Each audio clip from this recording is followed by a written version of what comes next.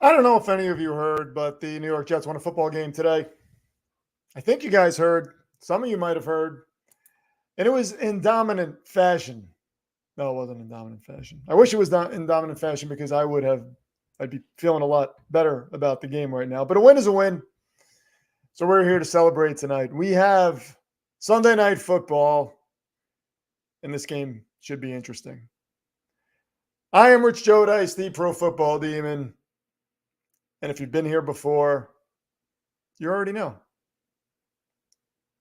You can support any team you would like, but if you're a Jets fan, it'd be a lot cooler. Yeah, it's going to be a lot of fun. My prediction for the game is 24-17 Chargers over the Bears. I do think the Chargers are going to try to screw up the game, try to lose it, try to give it away. We'll see what happens. Hopefully it's fun. We'll keep it fun. And we got a lot of people in the chat already. How about the Kansas City Chiefs? Are the Denver Broncos turning a corner? Oh my God. Oh my God. My throat's already gone. Oh. Some green tea. There we go. Oh, yes. Are the Denver Broncos turning a corner? I don't know. All I know is I'm hearing every excuse under the sun. Every excuse under the sun. Taylor Swift wasn't there, as if her presence there makes the Kansas City Chiefs play better. Patrick Mahomes was sick. Oh, no, wait, his left hand hurts. All these things. It's, yeah. I don't want to hear it. Even being the team the Chiefs are, there should be no excuses. You should have rolled the lowly Denver Broncos. Rolled them. And now I'm even more mad that the Jets didn't beat the Chiefs when they played them. Because they should have. I don't think this team's that good. Hey, what about the Cincinnati Bengals? Who called the Cincinnati Bengals? If you remember from earlier on today, I said, I think the Bengals win that game. Brock Purdy, man. I do not feel Brock Purdy. I don't know what the deal is with Brock Purdy, but he's not who we thought he was. Thomas Hartman comes through with the 2. Says, give the Red Queen detention. The Red Queen cannot get detention, but the Chiefs can. We're going to have to see what happens with the Red Queen situation because she might have to take over.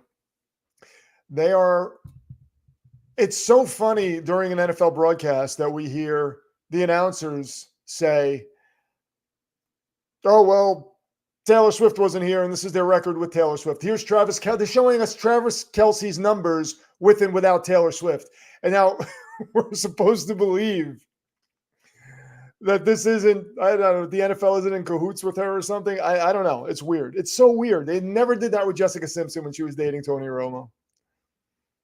I don't know, man. But Thomas, thank you so much. Dolphin, I was going to say. Thomas is a Dolphins fan. Good win by you today. Loco with the 5 spot. Thank you so much. Give the Queendom detention. So we're going to have this vote tomorrow night. Thank you so much, Loco. He is a Broncos fan. He was happy about the win. Last time they beat the Kansas City Chiefs, Peyton Manning was the quarterback. He beat Alex Smith. Unbelievable. Unbelievable. But what about San Francisco, man? So what do they do with Brock Purdy? Do they just keep rolling Brock Purdy out there? I knew the Bengals defense was going to give him a headache. I don't know, man. He's average, maybe below average. I don't know. Bummed about Kirk Cousins.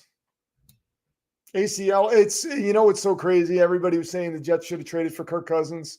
And imagine that happened. And then he tears an ACL. Not to make light of it, but that would have been a total Jets thing to happen. You trade for another quarterback to come in and save your season, and then he tears an ACL, and then you're stuck with Zach Wilson again. Which, Zach Wilson got the win today. I didn't love what I saw from him, but he got the win, man. He got the win. Made some good passes when he needed to. Even down the field, in the center of the field, he's throwing the ball in the center of the field. Maybe that's where guys were open. So to his credit, he got it done. But Man, I did not like what I saw from him today. I especially didn't like what I saw from the defense, just the sloppiness. Oh, man, we got a full chat here tonight. We got our TikTok people here hanging out. 3117 from Wicked Warthog saying the Chargers are going to win. The Cousins news blows. Yeah, your girl Becca. Yeah, oh, she is a Panthers fan, by the way, and wanted the Panthers to win. So congratulations to you for the Panthers victory. I didn't think it was going to happen. When I saw that comment on my video, I was like, oh, man, she's going to be so disappointed at the end of today. But, man, I thought it's like, what NFL team do you know, right? You think you know these teams. This is why it's so important not to open your mouth in week 1 or 2 like you know how the season's going to go, because we do not. These teams, I mean, they show us who they are at some point. I mean, did the Texans show us who they are? I don't know. I don't know what to make of that. I do not know what to make of that Texans news. Do not know what to make of the Texans, of the Texans after that loss. Oh, man. So this game should be, Pro Football Angels in the chat, by the way. She said she could come in and do more play-by-play if we want her to. She said it was easy. I like how she let you guys know that it looked like it was cold on the screen at the game, because guys were wearing, thick coats. So she really tries to give you a feel for the, what's happening, so you know exactly what is going on within the stadium, not just the game itself. She's not just telling you about the game. She's trying to put you there, letting you know the temperature, how it feels, letting you know exactly how the refs are moving their hands around, in case you can't see it. Oh, and this is my aunt, who is a Giants fan. I will say hello to her. How dare the Jets beat my Giants? Now I have to eat a box of chocolate cupcakes to calm myself. Well, listen, I did not feel good about that game whatsoever. I did not. I was saying that from the beginning. You can look at my Twitter timeline. I said a couple days ago, I don't feel good about this game. I said it when we were on the Fantasy Q&A show. I don't feel good about this game. And I believe if Tyrod Taylor was there, this might have ended differently. But it didn't. Jets win, so we're just going to take the win. And, man, Rhett Rosbicki, what's going on? I'm mad I missed the Viney stream. Well, you, excuse me. Man, my throat is shot from all the screaming I was doing today. You will get another opportunity, I'm sure. She will come in at some point and do a little more play-by-play. So Hunter says the Chargers are winning by more than 7 easily. Hunter, I don't know about that, because this defense, this head coach, not the defense is talented, but the head coach seems to try to give games away, which is why he kept it a little more respectable. So Justin, what is going on? Perna was going absolutely crazy. I can imagine. I did not see him. And the Broncos actually broke 2 streaks. Broncos ended their losing streak against the Chiefs, and they finally won on his birthday. Well, happy birthday to Perna. If he's out there, I'm sure he's watching this right now. Happy birthday to Perna. That's probably why they won. To Kaido, Jessica Simpson is absolutely a billionaire. Just to correct you there, she is a billionaire because of her companies that she built. So yes, she is absolutely a billionaire. Maybe at the time she wasn't, but right now she is, without a doubt. So, and I know that because the Pro Football Angel keeps me up to date on all these things. There's a Travis Badgent, the dad of the Chicago Bears quarterback, who is a world champion arm wrestler. Apparently, I didn't know that until I saw it on, where did I see it? I saw it on Instagram or something like that. I don't know. Tom DG65, thank you for coming back. Congrats on the insane W today, Rich. Yeah, that was exciting at the end of the game. It was really exciting. The game itself we were just trudging through that thing. It felt like it was never going to end. And then, last few minutes of the game, it got exciting. Man. Oh, Thomas Hartman says it's in Achilles, not ACL. Okay. My bad. Justin says he would have joined the Jets game stream, but his Wi-Fi decided to be terrible. There were a lot of Wi-Fi issues even during the game. YouTube was having trouble. My stream even went on the Fritz for a little bit when the Pro Football Angel took over and was doing play-by-play. I feel like she did something to it, but she tells me she didn't. But all of a sudden, the stream was just buffering. So, SG says Zach got the spike off with 1 second. Indeed, he did. Got the spike off with 1 second. And, man, that game was insane. And we have a kickoff here. Chicago gets the ball to about the 20-yard line. Harmon Adams says, I'm afraid for my Bills next week. And I'm here to say you should be. I don't, man. I don't know what to make of any of these teams, honestly. You look at a team 1 week, you think you got them figured out. Next week, you're like, is this even the same team? So I don't know. I would not be shocked if Chicago won today, especially considering it's the Chargers, the way the Chargers are playing. I'm so shocked that the Chargers only have 2 wins. By the way, Seattle, there was a trendy Super Bowl pick by the teacher in NFL high school. I mean, would we be shocked if Seattle reached the Super Bowl now after knowing what we know? 8 weeks in. Ball gets snapped to Badgett. What's his name? Badgett? Darnell Mooney with a nice catch. And there's a flag on the play already. First play in, there's a flag on the play. Darnell Mooney with a beautiful catch. Falling as he caught it.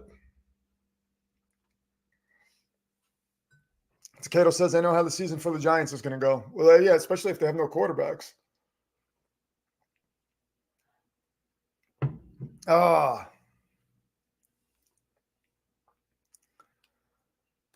So let's see what the penalty was.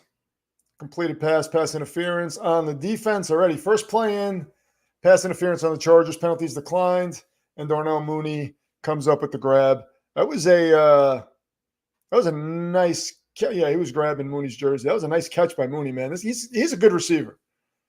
Just feel like he's been in a bad situation, but man, that was awesome.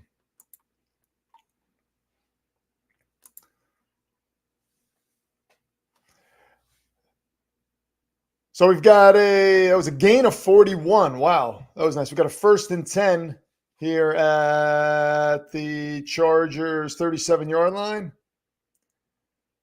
Deontay Foreman runs for about 1 yard, perhaps 2. Tomorrow we're going to have the detention vote. So anybody you want to see in detention, Chris Bahesa, anybody you want to see in detention, just jump on the stream tomorrow night. Let us know. And we're going to have the vote like we do every week. Badgett under center, hands the ball off. And it's about a 2-yard loss in the backfield.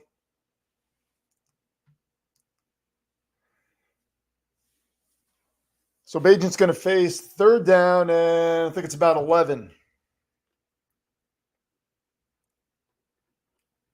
We got a lot of people in the chat tonight. Man, I can't keep up with the questions. Loco says Seattle's played a light schedule. I got to look at their schedule going forward, but I don't think their schedule's too bad. But Seattle's an interesting team, man. They can play defense and they can run the ball. Geno Smith, is mid, but he's had his days. Bagent, sorry. I keep calling him Bagent. Is it Bagent or Bagent? I think they're saying both things. He got sacked. He got sacked by Bosa. So Chicago is going to have to punt from the 50-yard line. Detention for the New York Giants, says Jeff Sharp. What's going on, Jeff? Good to see you again. Mainly Brian Dable. I don't think Brian Dable would be happy about being in detention. Not that anybody's ever happy about being in detention, but I don't know that you can blame Dable for what's going on with the Giants, though. I mean, they don't have a true number 1 receiver. Darren Waller got hurt again. And then you're playing with DeVito, who they obviously don't trust to throw the ball. Maybe there's a reason for that. The time he did throw the ball, he tried to throw it to Saquon Barkley, who had like 7 Jets around him. So maybe he's not the best decision maker. Tim Daniel says A.J. Brown is an absolute monster. Yes, he is. He is a total monster. G7422. My Broncos won today. Nothing could ruin my mood now. Congratulations. 16 straight losses to the Kansas City Chiefs. And that has been snapped today. And I don't want to hear anything from Chiefs fans. I don't want to hear any excuses. I don't want to hear Patrick Mahomes had the sniffles. I don't want to hear he had his non-throwing hand hurt. I don't want to hear Darryl Swift wasn't there. I don't want to hear anything. You lost to the Broncos, who you should have rolled under the worst circumstances, considering what we've seen from the Broncos this year. Broncos are on a 2-game winning streak. I don't know. Are the Broncos for real? We have to see. I don't think they're going to be sellers at the trade deadline anymore now, though. Why would they be?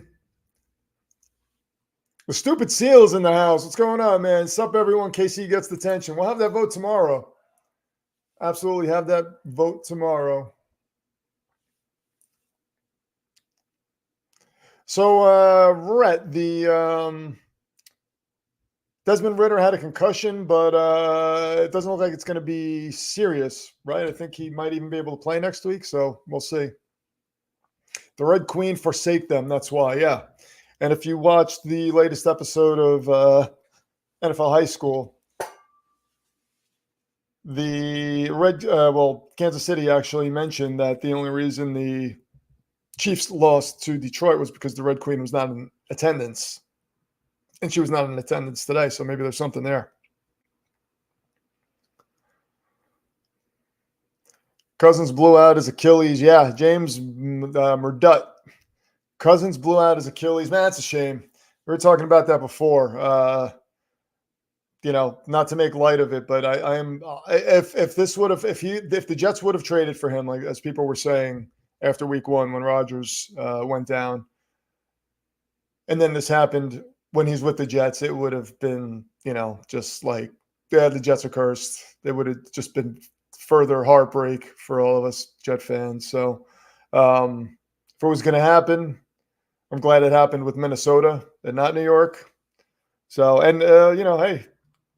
Good thing the team didn't invest anything trade-wise to go get him.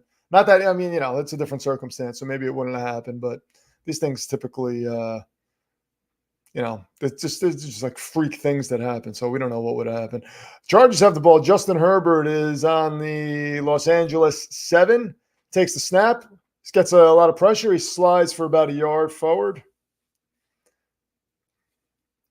Rhett says Cousins is mid. I don't think so, man. Did you see his numbers this season before he went down? His numbers were good. He just beat San Francisco, as did Joe Burrow.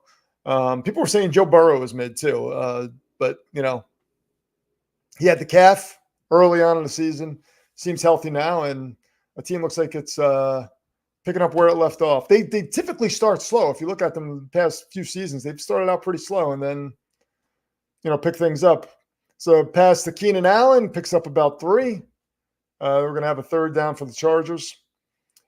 Jeremy Hines says, are the Chiefs getting the tension? Tomorrow we are doing the Monday night live stream, and we will, Justin Herbert has his middle finger wrapped up, and it is huge. It's enormous. The bandage on his finger is enormous. I don't know how he can hold the ball like that. That is crazy, but it's like his middle finger. I would just flip everybody off because it's so much bigger than all the other fingers. It's like up to here. 3rd and 5, he got the ball off to Allen. Allen catches the ball for about a 6-yard gain, first down. So I think we were talking about, Phil Devlin says it right there. Tune in for tomorrow's stream to vote, as per always. That's what we will do. You tune in on the Monday night stream. If you have a player or team you would like in detention, we talk about that before the game, and then we narrow it down to the top 4, and then throughout the stream, we just keep adding votes to those 4, and at the end of the stream, whoever wins gets whoever loses wins. The vote gets detention. Joshua Kelly rushes forward for about 5 yards. Chris Behay said, Derek Carr is bad, but Jesus Christ, Carmichael ain't doing. Oh, and he says the S word that I'm not going to repeat, but you guys know what it is. Rhett wants Arthur Smith to go in ISS, please. Hey, Rhett, come in and make a vote, and if people support your vote, we can do something to Arthur Smith. Come in and vote. You're here every stream, though, so I know you'll be here. Throw that in there, and if we get people to support that, we'll absolutely put them in. Chargers get another first down. It's a pass to Keenan Allen, picks up about 7. SG says Desmond Ritter, that's the tension. Fire Canada and hire Leftwich. Says, man, if there are any Steelers fans in the chat, let me know how you feel about that. I asked Father Dismas, who comes in. He's a Steelers fan, comes in from time to time. He might even be in here tonight. I asked him about the John Gruden situation that's been going around, the rumor about John Gruden perhaps becoming, because of his friendship with Tomlin, becoming the next offensive coordinator. How would you feel about that, man? Justin Herbert back to pass, escapes pressure, gets the ball off to Eckler. Eckler skirts a tackler, gets by the first down marker, and he takes this to about the 45-yard line, Chargers 45-yard line. Canada for detention.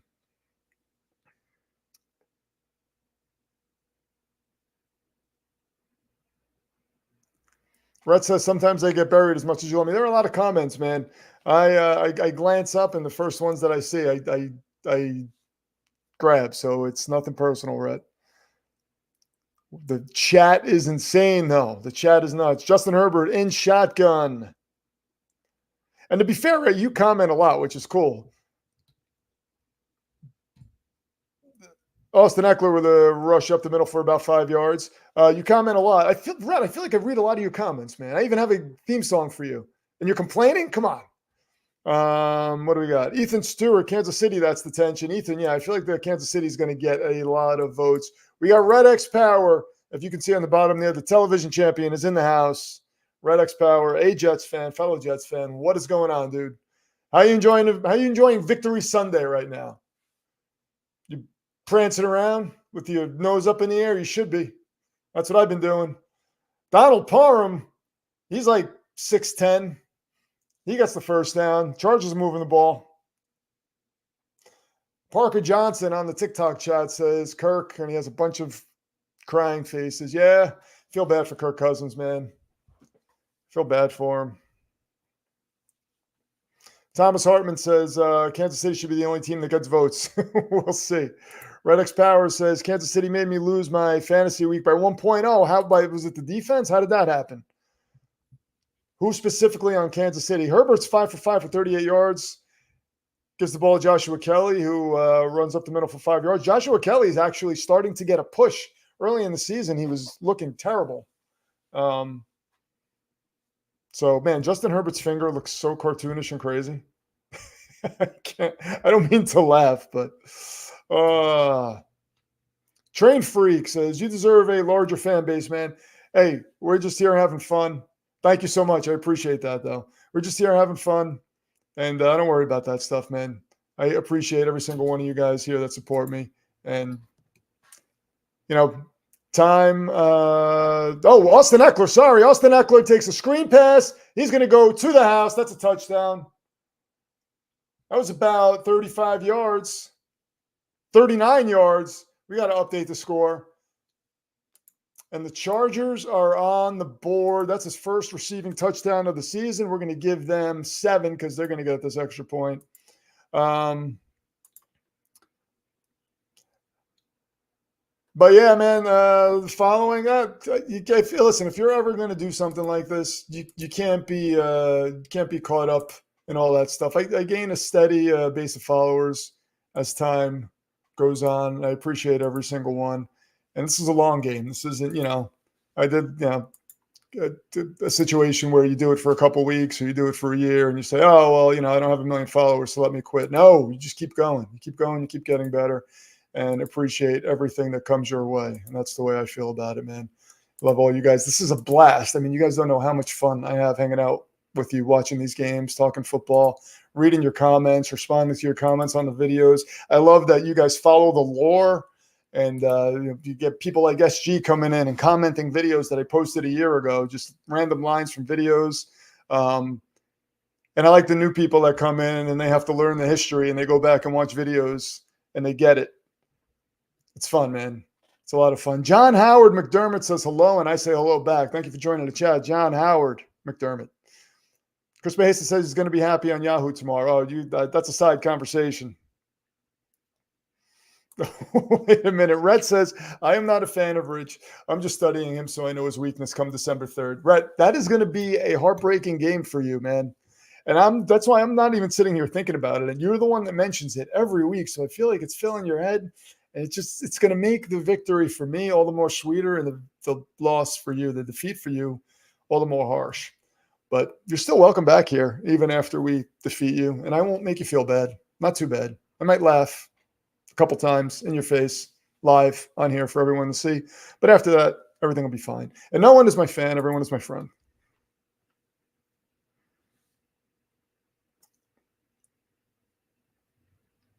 Thomas Hartman just says, I just watched the God Devil skit. Was that the latest one, Thomas? Because we really expanded the lore in that latest one. We brought in all the gods of the football teams. And there are many more gods that haven't been introduced yet. Not only are there, so there are gods that represent the football teams, but there are also gods that are a part of that football world, I guess you could say, that might be jockeying for position, become the god of that football team. So there's a lot going on there. But thank you for going back and watching that, man. I appreciate it.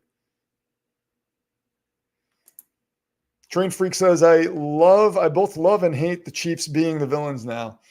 They are, the Chiefs have a little bit of a Jekyll Hyde or Incredible Hulk thing going on, where they're just fighting this inner battle. We got to see how that plays out. Loco says the Jets have only one god. That's what you think, Loco. The Jets might have a second god just waiting in the wings to take over. So I've actually thought about that. Thomas Hartman says, don't forget the Dolphins god, Don Shula. The Dolphins god was Lord Daniel of Marino. That's who the Dolphins god was. And I don't know that we can argue that. JB 100% says Aaron Rodgers will win comeback player of the year if he starts again in week 14 and 15 and the Jets go on a playoff run.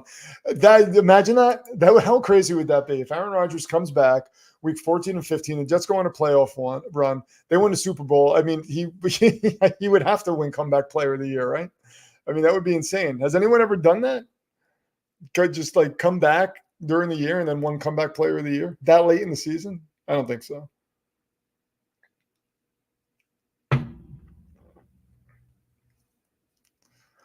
Oh, so that pass to Darnell Mooney he wasn't touched earlier on. He was not touched on the ground when he was on the ground. And they blew the whistle. So Mooney was on his way to the end zone and they blew the whistle.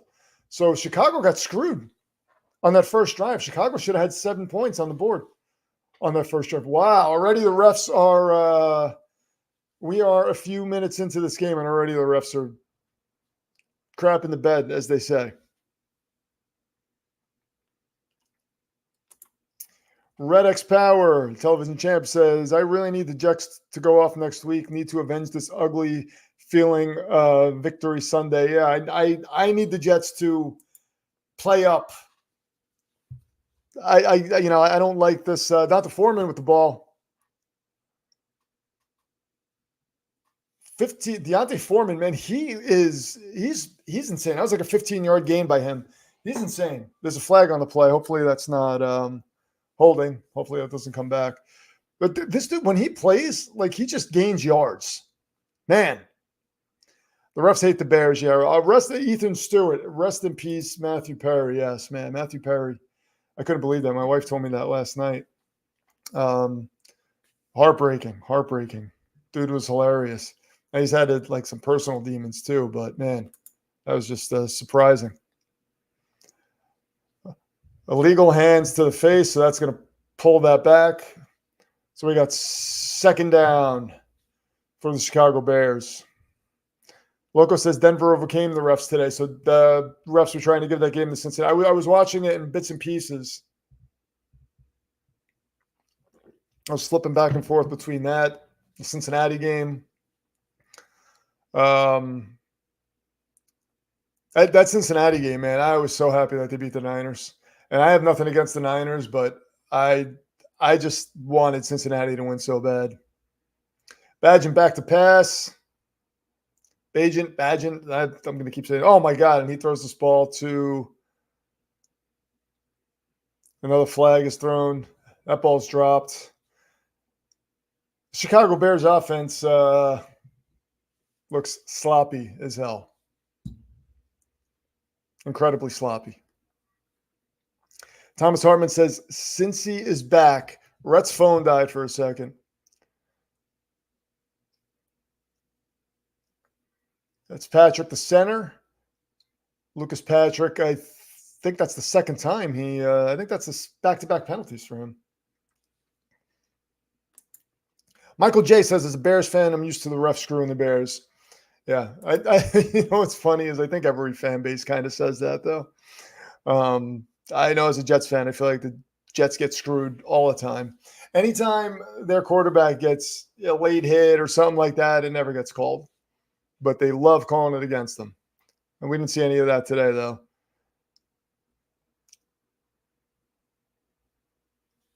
Beautiful pass to Cole Kmet. He's about a yard short of the first down, so Chicago's going to have to punt on fourth down. Trained Freak says, I always feel compelled to root for the underdog. Yeah, me too in some regard. I do that unless I have a reason to not root for the underdog if it's going to hurt the Jets in some way, which technically I probably shouldn't have been rooting for Cincinnati, but I wanted them to beat San Francisco for some reason. I can't explain it. I just did.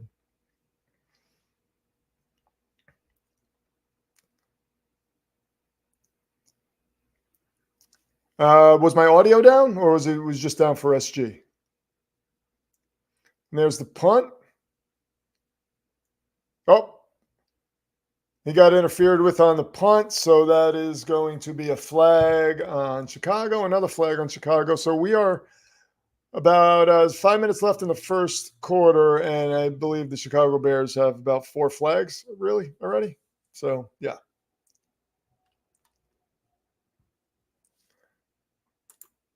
Michael J says, last year was egregious, just how Justin Fields takes so many late hits, bad hits, and never get called. I'll never know. Yeah, well, for some reason when the lesser teams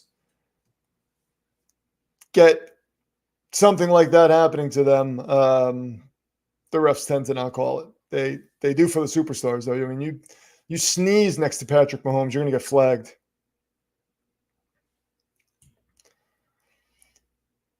Thomas Hartman says, I called the Panthers win today. Not sure if you saw my comment this morning. Did you? I might have. Did I? There were a couple people that were talking about the Panthers win. We had some people on TikTok talking about the Panthers winning before they actually did. I didn't see it, man. I totally thought the Texans were going to win. It just goes to show you can never be too certain about anything in the NFL.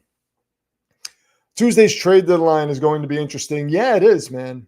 It really is. I don't know. I don't know who's going to get moved. I mean, does Tennessee move anybody? They're like, oh, we're not calling anybody. And everybody's saying we're not calling anybody. Dallas is apparently not calling anybody, which I think is a mistake. I think Dallas should call Tennessee and say, give us Derrick Henry. Because that would really improve their offense. I don't care how they look today against a beaten down Rams team.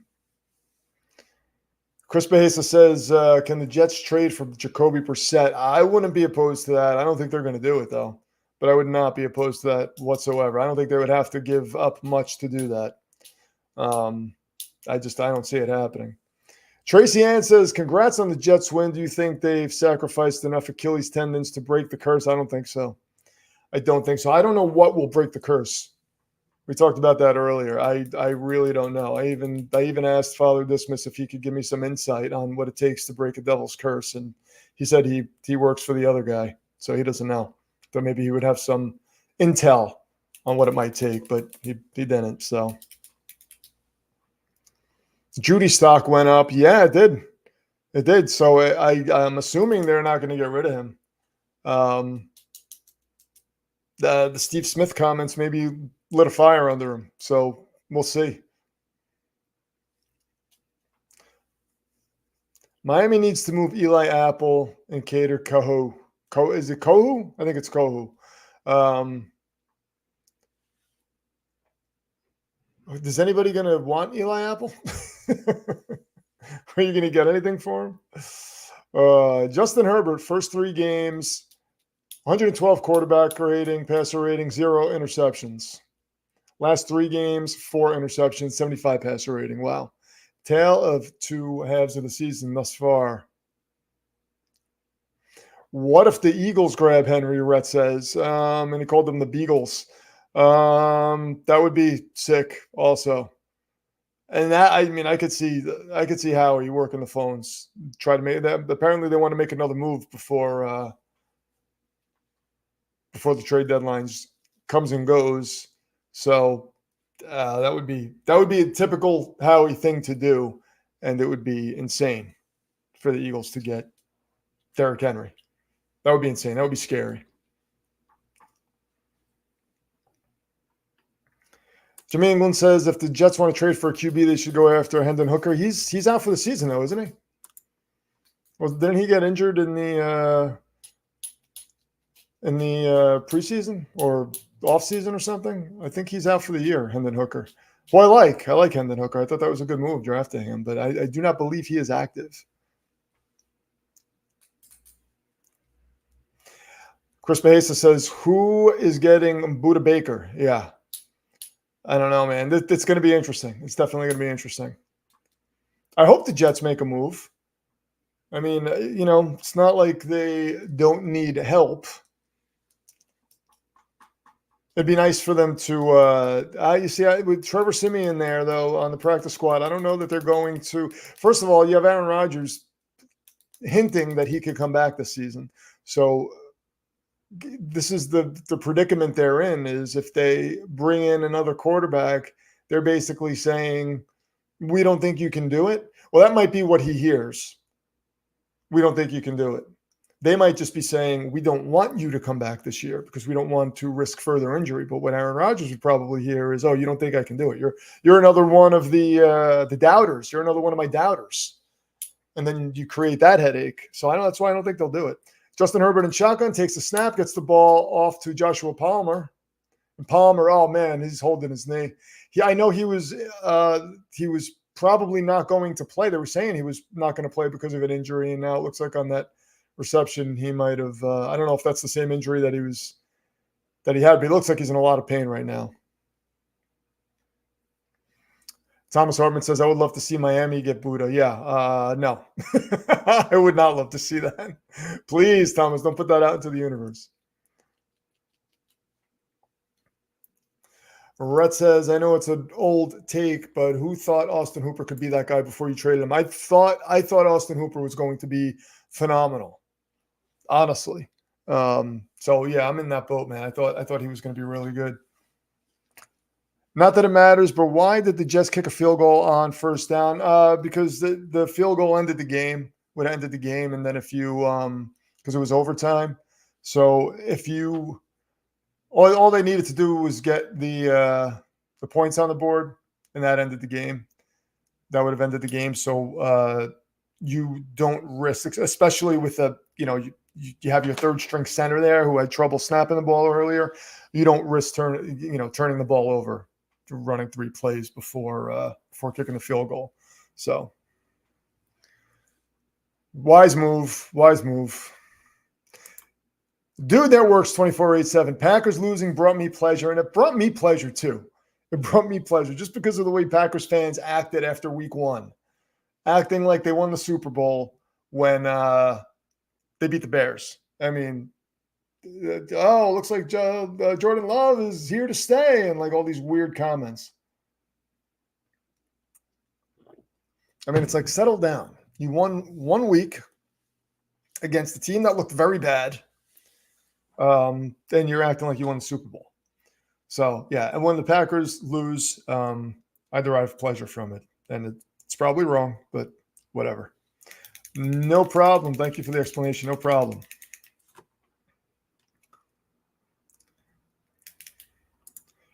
Tim Daniel, welcome to the chat, says Eagles would benefit most with a linebacker or backup O-lineman. The Eagles are going to make another move. I can't see them not doing it. Alex King says Jets get Chase Young.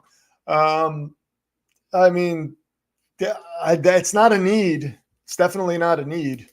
Would I hate it? No, but they have other areas that they need to address. So So men and women and women's flag football. I didn't know they were having women's flag football in the Olympics. That's interesting. That's going to be fun. I might have to watch flag football. I haven't watched the Olympics in so long, but flag football might, SG says Grassi's never rating you again. That's all right. He's not one of the Packers fans that I have an issue with, to be fair. But there were some Packers fans that were just very, very rude and angry. And oh my God, they were crazy. McVay says Eagles win today. Thank you. Yeah, they almost blew that game, though. Washington plays them rough. Washington is very rough. Thomas Hartman says Hooker is now active, I believe. Let me see. I don't know that Detroit would trade Hendon Hooker, by the way. Hendon Hooker is... Oh, there's a first thing that comes up is a Bleacher Report article that says, could the Lions trade Hendon Hooker? So, okay, maybe. Maybe they would. I didn't think they would. Or I didn't think it was a possibility. Herbert with a pass to Eckler over the middle of the field. It's about a 16-yard gain.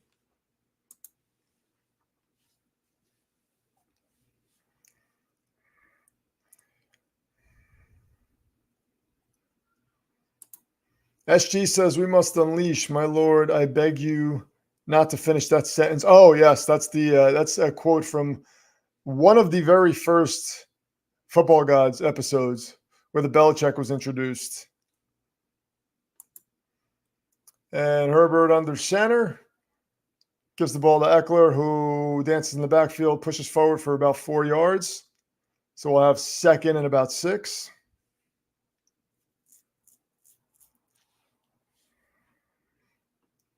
Dude that works 24/7, grew up a Bears fan, but has always had a soft spot for Detroit and has always had a soft spot for Detroit, but fly, Eagles fly. So when did you become an Eagles fan from a Bears fan?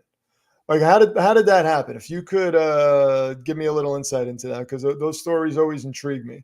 A lot of times people grow up fans of the local team when they're kids because everyone around them is a fan of that team. But as they get older, as they hit high school, then they change their allegiance to a team that they like for some other reason. There's a pass to Eckler, and he pushes forward for about a 4-yard gain, but there's a flag on the play.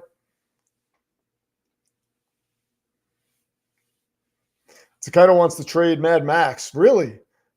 That'd be interesting. That'd be interesting. You put him on a contender. Wow. So there is no flag on the play. All right. So there's an injury timeout. Max Crosby a Falcon? Yeah, that's not going to happen. I highly doubt that would happen. Thomas Hartman says, I was a Rams fan because my uncle was until I discovered Dan Marino. Haven't looked back since. Yeah. I have a friend that is a Dolphins fan who never saw Dan Marino play because he wasn't alive yet. And or he was young when Marino retired, so he doesn't really remember it or something like that. It just baffles me. Fake spike by Dan Marino to beat the Jets. I'll never forget that. He should have been a Jet too. He's another guy who should have been a Jet. A lot of guys should have been Jets. Warren Sapp, Emmitt Smith, Patrick Mahomes. Now, let's not go down that road because I'll just turn this into a depressing stream. Red, I missed a quote from you. Hold on. How far back was that quote that I missed? You can't say Hooker anymore. It's Escort. That's right. That is a quote, Rhett. Good job. So Justin Herbert's in shotgun. Calls Quentin Johnston in motion.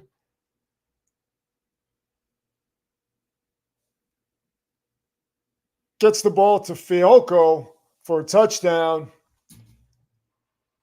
And the Chargers will go up 13-zip. This is going to be 14-zip. So we will update that score. And this looks like it is going to be a rout, but we've been down this road with the Chargers before.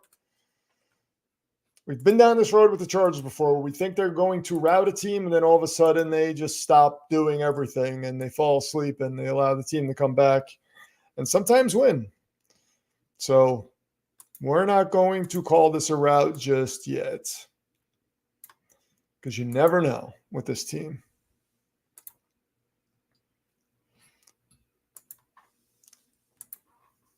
Feoko.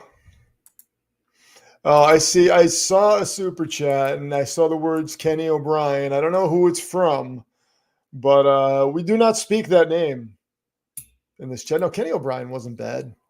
I'm sorry. He wasn't great. He wasn't good, but wasn't the worst Jets quarterback. I hated Neil O'Donnell. Jets brought in Neil O'Donnell after that Super Bowl, and I was like, what are they doing? Oh, it's Thomas Hartman, the Dolphins fan. Yeah, Kenny O'Brien over Dan Marino. Great choice. Yeah. Thomas Hartman, that's the tension. Oh, I can't give out the tensions. That is, man, terrible. Just terrible. The Jets with Dan Marino would have won a Super Bowl. Miami couldn't. They never gave him a running game. And back during the time when the running game was essential in the NFL. But man, so many mishaps they made on draft day. And what's crazy is, you had the Jets fans chanting Warren Sapp. Who they take? They took Blair Thomas, I think, that year. I forget. It all just meshes together as one giant day of horror. Every one of these horrible draft picks that they have made. They took Jamal Adams because they were like, oh, no, we can take a quarterback in the second round. Yeah. We don't know. Patrick Mahomes, we don't want him. We're going to take a safety and then wait until the second round to draft a quarterback. Terrible quarterback. Oh, God. Thank you so much for the 2-spot, Thomas. That will be added to your total, man. Your total is climbing. Crazy Weather Dude, that's an awesome name. This could be the worst Sunday Night Football since the Cowboys and Giants played. Let's pump the brakes there. This is the Chargers, remember. They can blow leads like you wouldn't believe. But you probably could believe. Yeah, Loco said it right there. It's a Chargers game. They'll figure out how to choke. That's exactly it. Michael J says it might be an early night for him. Rhett.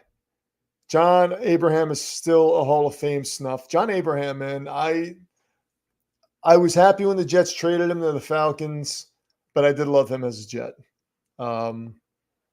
He should be in the Hall of Fame. I think he should be in the Hall of Fame. The Predator, yeah.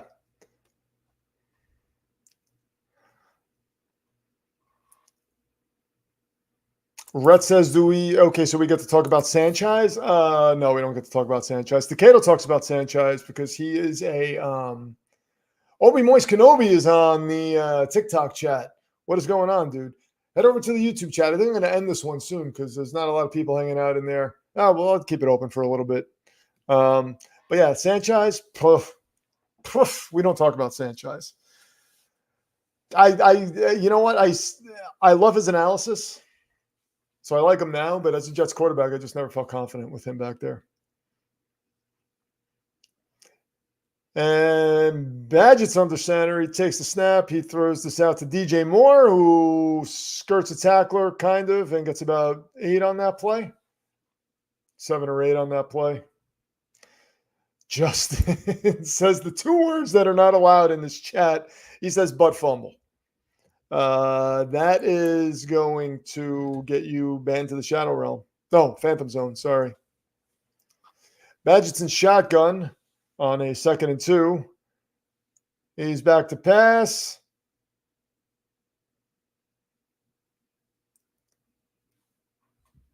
Gets the ball to Roschon Johnson for a first down, and that'll end the first quarter.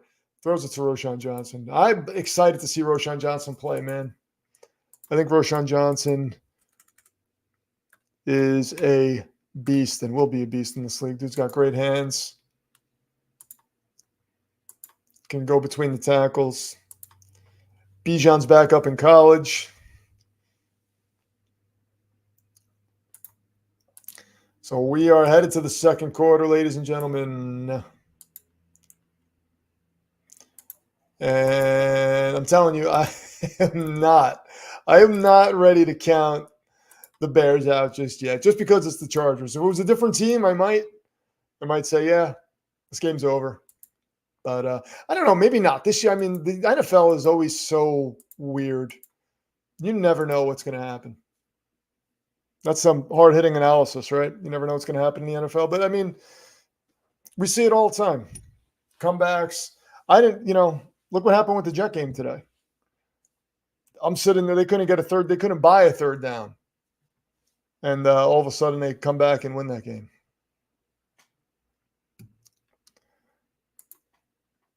Michael J says the history of recent USC quarterbacks makes me hesitant to root for my team to draft Caleb Williams. Yeah. You know what, man? Drake May just has that prototypical size. I mean, I would probably, Caleb Williams does these fancy, cool things. He looks awesome, but my team had the first overall pick. I might be like, just give me Drake May, because I feel like Drake May is. I feel like Drake May is like Justin Herbert. You're going to draft him, he's going to be fine. I feel like with Caleb Williams, there is a chance. I think there is a chance he can bust, or a chance maybe he tries to do some of these things in the pro game. He's not that big, number one, and not that size is everything, but there is the possibility that he tries to do this fancy stuff in the NFL, and it doesn't work out. Goes south. I don't know. Drake May, future Patriot. God, no, please do not do that. Dude That Works 2487. Thank you so much for the 10 spot. I was 15 when I switched to the Eagles. 21 years ago, I was a McNabb fan. I also love Eagles defense. We'll always keep kicking you in the teeth. Yeah. I thought you were saying you will always keep kicking me in the teeth. I was like, dude, what did I do to you? Yeah. So you were 15. Yeah, that's what I figured. Like usually that's like around the age when you start becoming, your own person. And you're like, wait a minute, I don't want to root for this team anymore. This is the team I like. How old was I when the Jets? So I kind of rooted for the Jets and the Giants. I rooted for both of them. I told you because my dad did. And it was that game. I must have been about 12 or 13 when I decided I am definitively going to be a Jets fan. I think I was around 12 or 13. So it was around that. It was, around that same age, roughly. But yeah, I love stories like that. I just love to hear the history of why people chose teams or why they switched teams for some reason. Is this Roshan Johnson again? Up the middle. He gets a first down on a 2nd and 8. He gains about 10. Dude That Works 2487 with the 2 spot. Also, just call me dude. No more Dude That Works, okay? Sorry, man. You got it. We'll absolutely do that.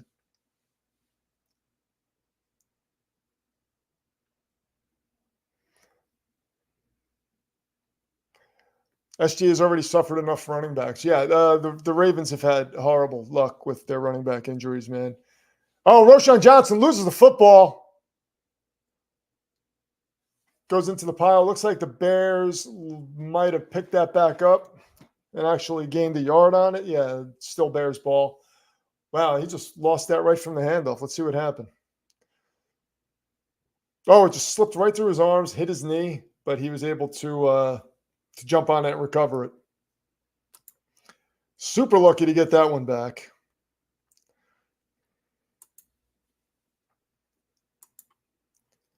So the Bears are driving right now. So is that I'm telling you, it looks like the Chargers are going to run away with the game. We've seen that so many times, but it's not going to happen. Badgen had to throw this one away, threw it over the middle of the field, incomplete.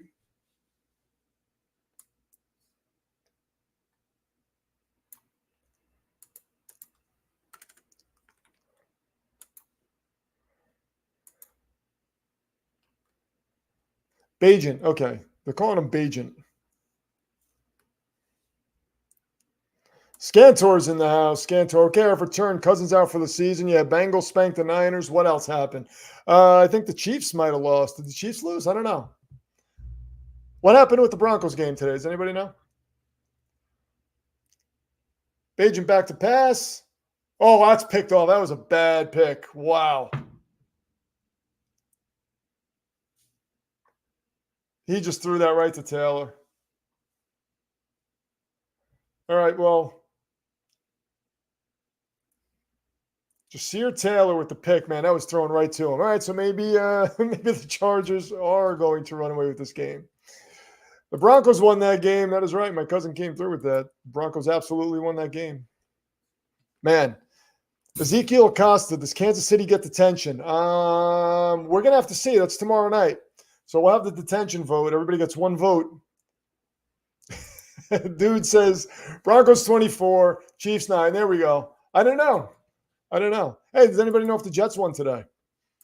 I heard the Jets might have played a football game, and they might have looked incredible during that football game. OC Native says, yes, the Chiefs lost. Cleveland needs Brissett back. Yeah, that would be wise. Dude, thank you for the 2 spot. 24-9. That was crazy. SG says, who thought it was a good idea to put the Bears on prime time? I actually thought the Bears were going to be much better this year. I mean, Justin Fields was, I'll say, talked about. There were some people that talked about him perhaps being in the MVP conversation this year because he got DJ Moore, and then we looked at, all the quarterbacks in the past that have gotten an influx of talent in the form of a stud receiver and took a leap that year. And they also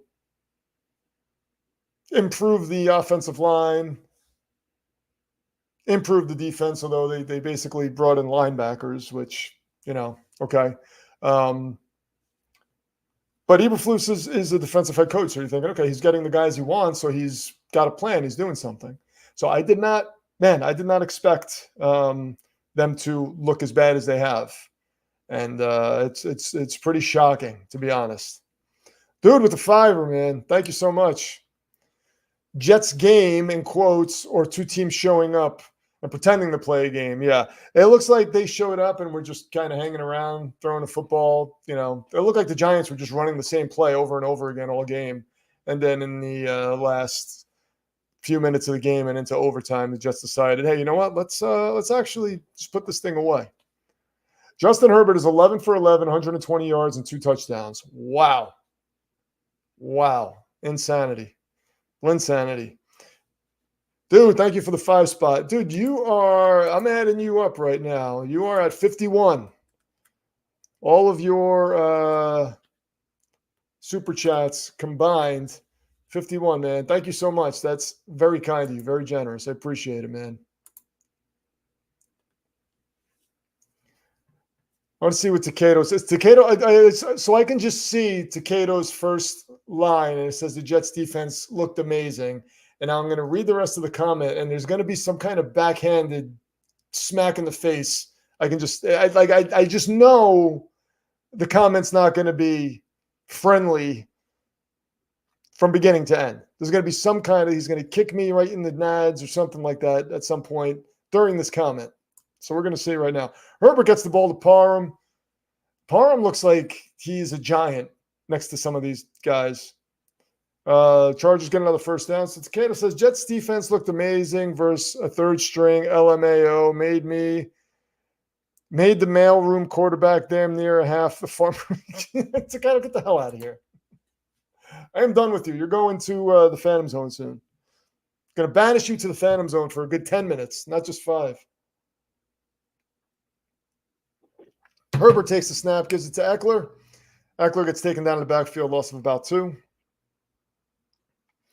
The Ravens and the Jets should be on prime time. That'd be interesting. Loco's not even watching the Jets game, right? The Jets game. The Jets don't play every game, right? That's not what happens. They should, because Zach Wilson could use the reps. Not even watching the game right now, to be honest. Trying to watch some kids movie. Well, you got to tell us what kids movie it is, man. You can't just say some kids movie. Is it a kids horror movie? Dude, Isaac says, dude is elite with the super chats. He is. Dude is elite, man.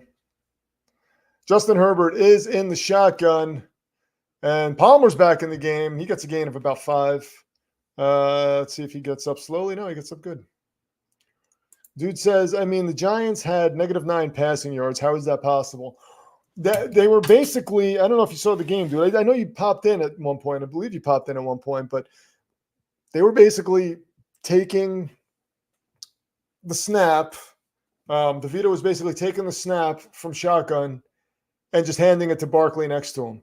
And the one that he ran for a touchdown, he faked the handoff to Barkley and then ran it in for a touchdown himself. And then they tried to do that again later, and the Jets were all over it. Sauce Gardner was right there. This play is broken up. It was a pass to Quentin Johnston. There was a flag on the play.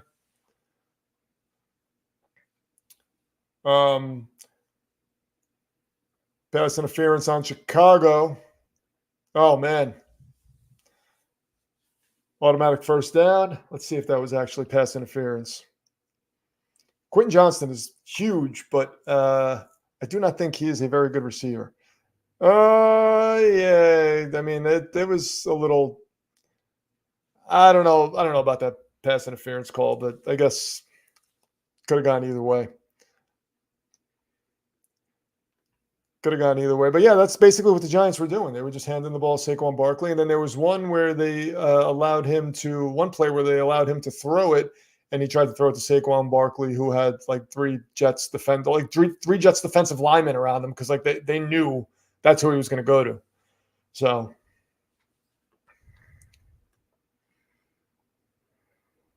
Cliff H comes in and says, yeah, the stream's fixed. Cliff, there were only some people that had issues with the stream this afternoon. Not everybody did. So, and it seemed like it was short-lived, but I think it was a YouTube issue.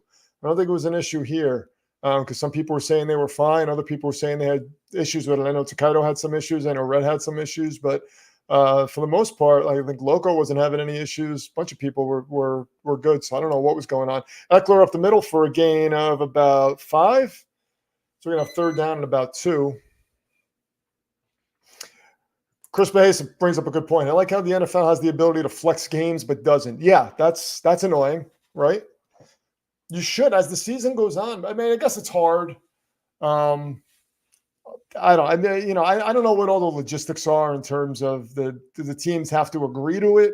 Herbert's 15-15 now for 142 yards and 2 touchdowns. That is a perfect QBR right there, ladies and gentlemen. But yeah, I don't know what all the ins and outs of that are. I don't know if a team has to agree with it. Oh, and that's almost picked off over the middle as I'm talking about Herbert being perfect. Khalid Kareem, Herbert threw the ball right to him. It's just in and out of his hands. Pathion Bryan says, so happy Carolina got the W. Interesting that Carolina got the W. I don't know if that says more about them or more about Houston, maybe being pretenders, but that ball should have been picked off. Herbert, he was just trying to squeeze that into Donald Parham. Thought he had a little too much.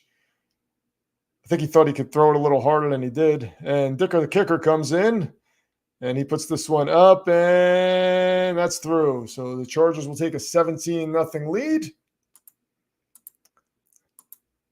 And Dicker, the kicker's only missed 1 kick all season. How about that?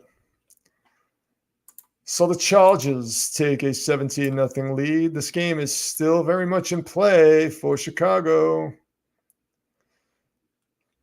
Because I think if the Chargers go up like by 35 points, then you can say they're safe. But apart from that, they're probably not going to be safe. Bob said he's Dicker the kicker. Absolutely he is. Absolutely he is. Let's update this. We're still in the second quarter, right? Yeah. There was no halftime yet. 41 people hanging out in the Interdimensional Demon Federation chat. Beautiful. Beautiful.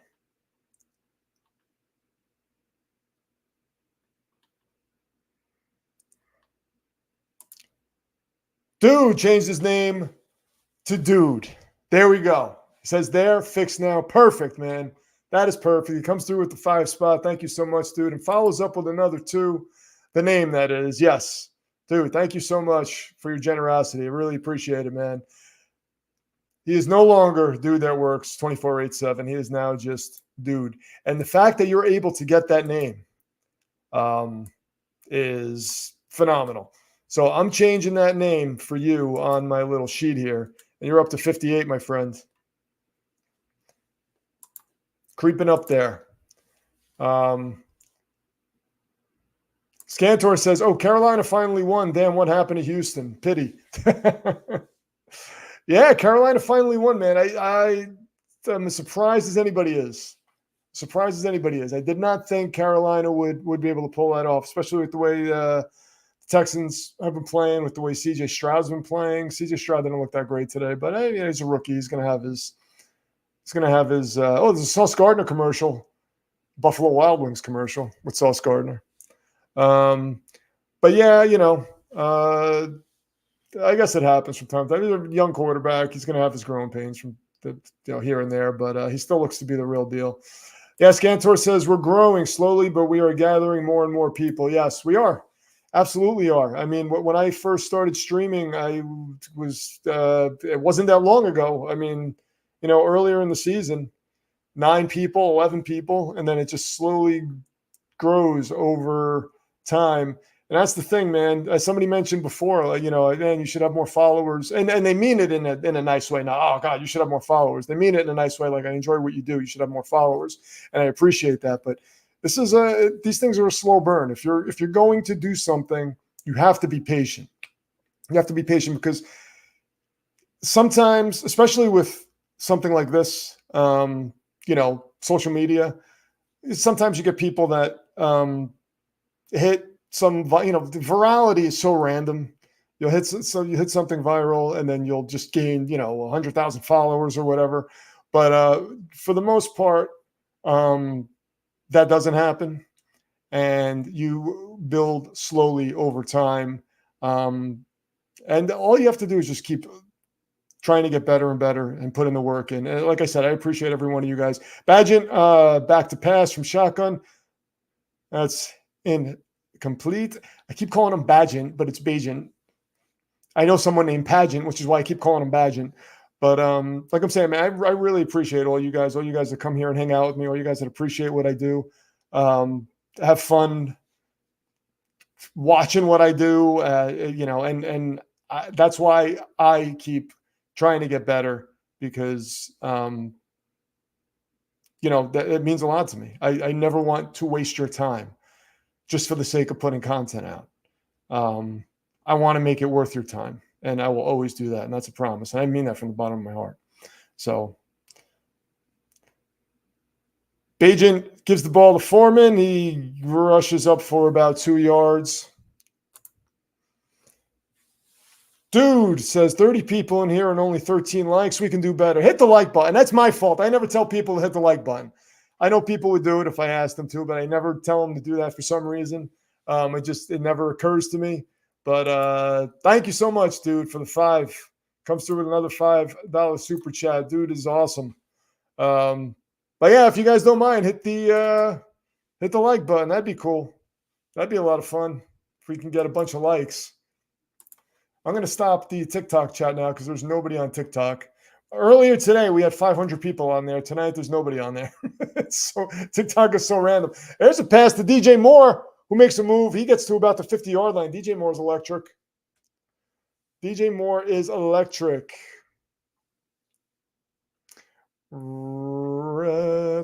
Scantor says, the more views, likes, and comments on your videos, the more the algorithm will push your stuff. Yeah.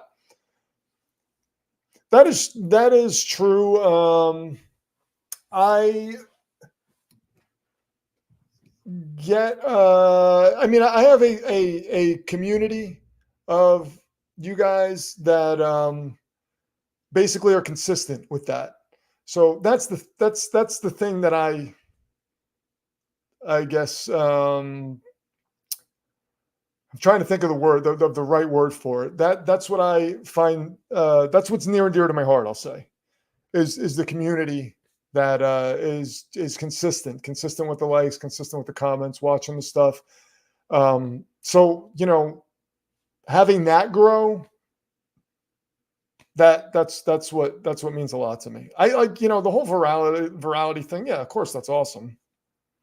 But a lot of times people go viral, and they because of a video, and then they don't really they don't have the community there to constantly support them, because maybe, you know, they don't know what their content is yet. They just put out a video that was funny, but they don't really know what their content is. I would rather have the community and have that community, that crux, grow. And you guys know what I do. You guys follow what I do. I know what I'm doing. So I don't know. that's what I'm saying. Takedo says, wait, there's a like button? Yeah, I think there's a dislike button too. Takedo. Pitch to Foreman. He gets just shy of the 40. I'll take us to 2nd down and 10. Super Dave 334 says, a friend of mine showed me Benchwarmer Brand, then while watching his video, I found yours. Now I make sure to watch them both every week. Thank you very much. Yeah, I know a lot of people that watch Grassi and Bran and Perna. I think they get introduced to my videos that way, because it's kind of like, if you enjoyed this, watch this. And you know, I've never had an interaction with Perna. Grassi rated us. I don't know if he knows who I am. He said, you know, my name on the thing, but I don't know if he knows who I am. People tag us in, oh, this is oh my God, it passed the DJ. No, I thought that was DJ Moore. Velus Jones slid in the end zone as the ball was coming to him and almost caught it. That would have been a touchdown for Chicago. Man, that was insane. But a lot of people on Twitter, if you guys don't follow me on Twitter, follow me on Twitter. That'd be cool. Man, I was right in his chest and he just couldn't haul it in. That was horrible. But people will tag Perna and Grassi and say, man, I love you guys. I love this guy too. So they might be starting to hear my name a little more. But again, the guys, I'm patient. I'm as patient as they come. I'm not in any rush, man. I'm enjoying the ride, and I trust the process. So that's a pass to Cole Kmet, and that's a 1st down. Red X Power. Oh man, you made my voice squeak. Red X Power. Red X Power is the television champion, adding to his title with the $10 spot. Thank you so much. Overall, not a terrible victory Sunday. Had a good time on the streams today. Have a good night, PFD. Gang, the television champ does what he wants. That's right. That is absolutely right. Red X Power. Red X Power comes out and does that. And we all know what that means. That means that's Red X Power. As to his total, thank you so much, Red X. I'm going to update that in a moment. I appreciate you, man. I appreciate you being here. I appreciate all the support, dude. And go Jets. Tracy Ann says there is no dislike button. Yeah, if there was, I know Takedo would hit it just to be Takedo. That's what he does. And I love him anyway. Takedo's been around for a long time, man. He was around when, I think, Takedo, I don't know if you remember, but I believe I might have had like 25 or 20,000 just on TikTok. I wasn't on any other platform when you first started commenting on my videos, and you know, and he was consistent as all hell, man. Like, I would go live, he'd be on there on TikTok because I wasn't going live on YouTube. Follow me over to YouTube. Dude's funny as all hell and loyal as all hell, and I'll never, ever, ever forget the support, Takedo. So there you go. It's the nicest thing I'm ever going to say to you, so you should clip that and just listen to it before you go to bed at night. That's what I would do if I gave myself a compliment like that.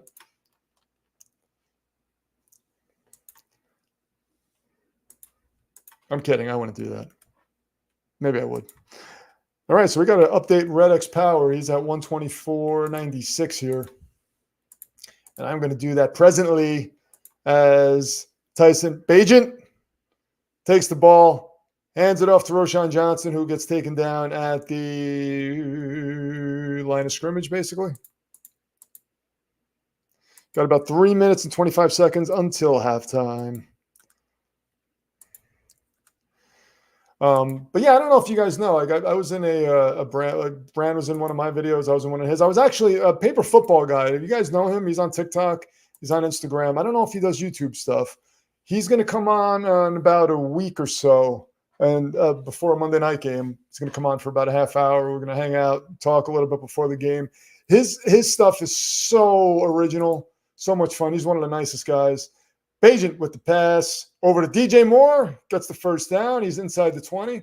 But he just put out a Halloween video. He asked me to do like a quick cameo in it, and I did. Really cool guy. Yeah, if you're on TikTok or Instagram, Paper Football Guy is his name, and he puts out some really cool content, man. He does everything with a paper football. This guy can hit a paper football field goal from anywhere, made out of anything. And he actually put out a video saying which team was going to get screwed this year before the season started, and he ended up, it was the New York Jets. He just randomly hit the Jets helmet, and then the Aaron Rodgers thing happened. So I'm convinced that paper football is has got some powers to it. Oh, he was actually in an NFL high school episode. Some of you guys might remember. Past the Cole Kmet, there was the whistle was blown. So Chicago got screwed again.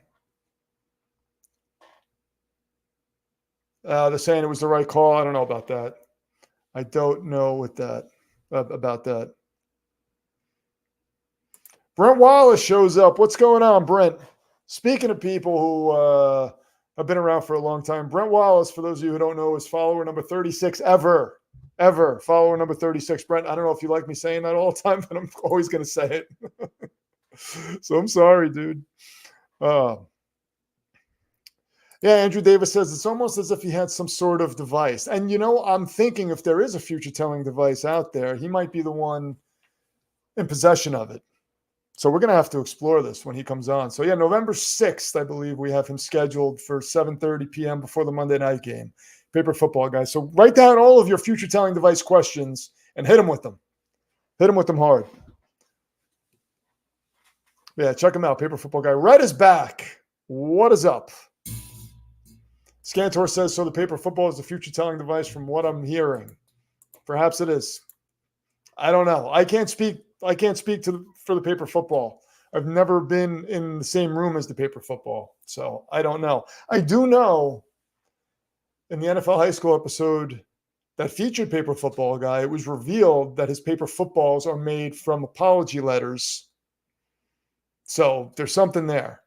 Maybe the apology letters have some kind of mystical power, and combining that with the paper football, we got a future-telling device. I don't know. There's something there, though.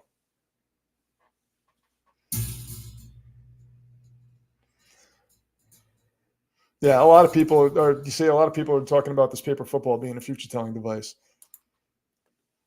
Kathy says, I'll say it again, the refs need to butt out and let them play football. Yeah, just leave the stadium, refs. Just let them play football. I mean, come on. There was was there any weirdness going on today other than what we saw in the first opening drive here where, what's his name? Darnell Mooney should have had a touchdown, but because of the refs, he didn't. Was there any weird refereeing that happened today? Anything weird? Because I missed all the first games, all the early games because of the Jet game. And I didn't really, I had the games on, the later games, but I wasn't really listening. I was more watching and doing some stuff, getting some stuff set up for this show. Scantor says that might be the way to get New England to write an apology letter.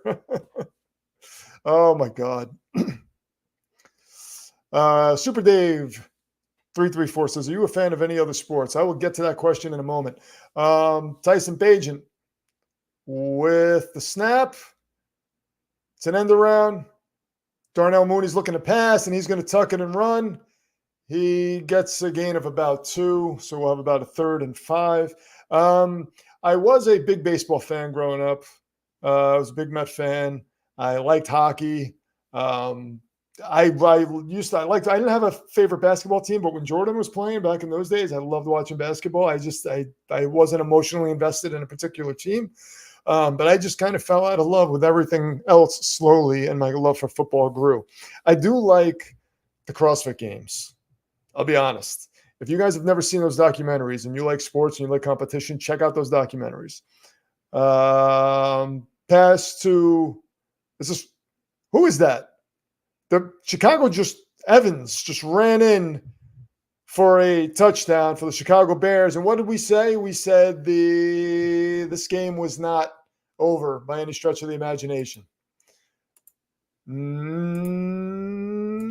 That's his first touchdown of the year. This game was not over by any stretch of the imagination because it's the Chargers. This is what the Chargers do. They come out and they play a quarter of football, sometimes a half.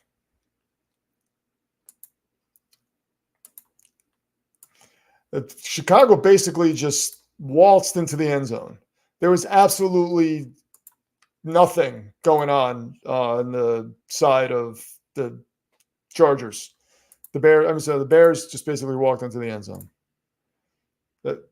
Darrington Evans, oh my God, the former Titan. Wow, I didn't even know he was on the Bears. Darrington Evans gets in the end zone. Wow. Sir Darrington Evans scores. Yeah, so as far as other sports, I really enjoy the CrossFit Games. And it sounds crazy. It's just watching people work out. But there was, I don't remember what year it was, but there's a documentary from a few years ago that just recaps the CrossFit Games.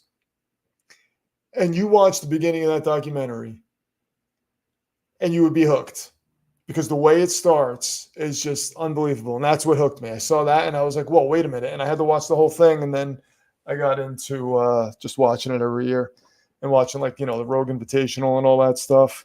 But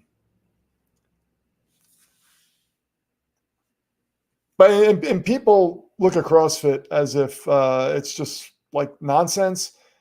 But when you're doing CrossFit, it's basically,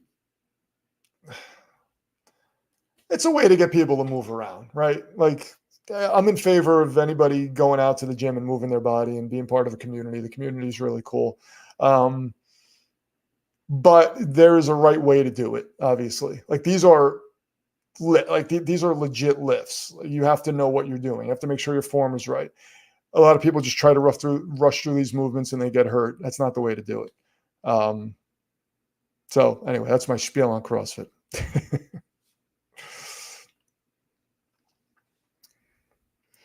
So wait a minute. Rhett says, they say they plan to be my girlfriend soon enough if the chemistry continues this way.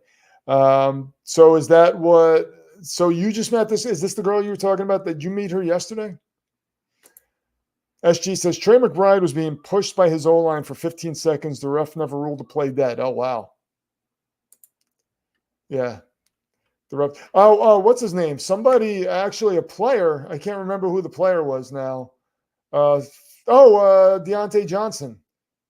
Basically, after the game, said to the press that the refs obviously wanted Jacksonville to win. I didn't see the game. I didn't see any of the calls. But for a player to come out and say that, man, I wonder if there's going to be any backlash there. Suggesting the refs wanted the other team to win. I can't imagine the NFL is going to be okay with that. Alex King says, who remembers the X Games? Yeah, I remember the X Games. The X Games are pretty cool.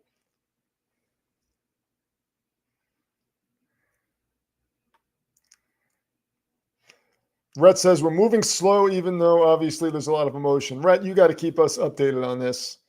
I hope it all works out.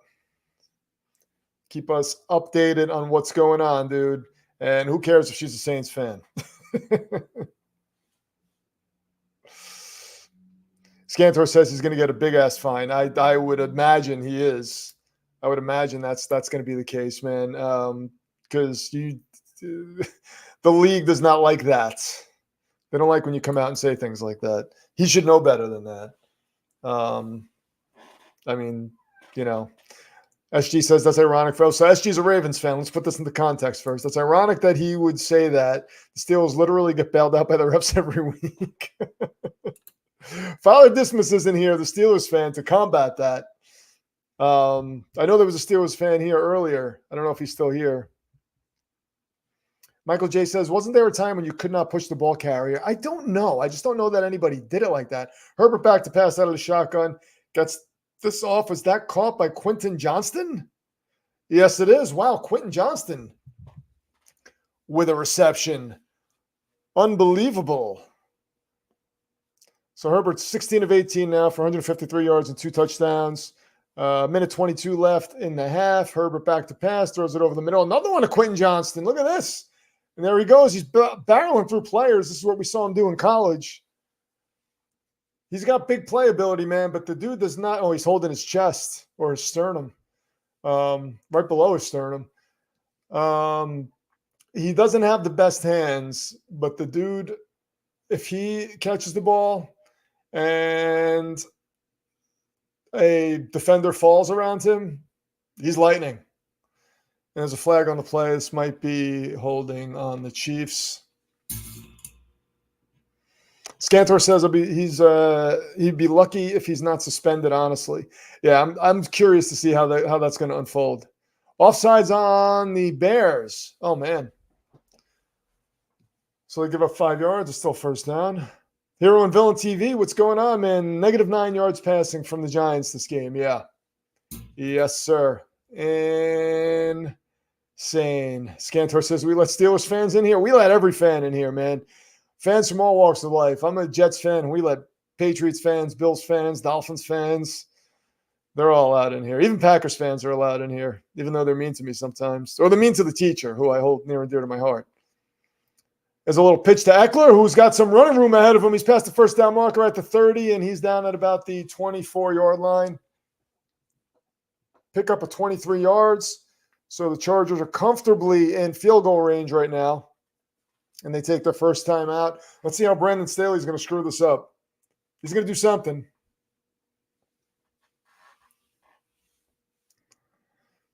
Hero and Villain TV says that was a rule. No pushing the ball carrier. Hold on. I just lost it. No pushing the ball carrier. They got rid of it. Around when they got rid of the wedge return is when they got rid of it. Oh, okay. I don't remember that.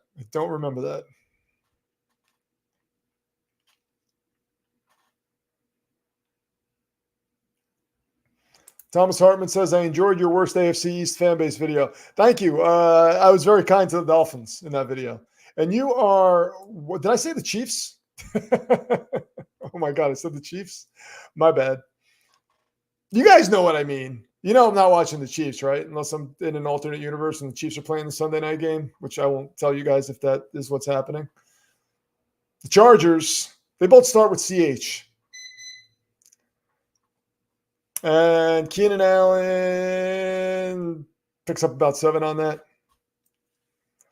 The big teacup has something stronger in it than tea, yes. It's got that Aaron Rodgers tea in it. Father Dismas is here.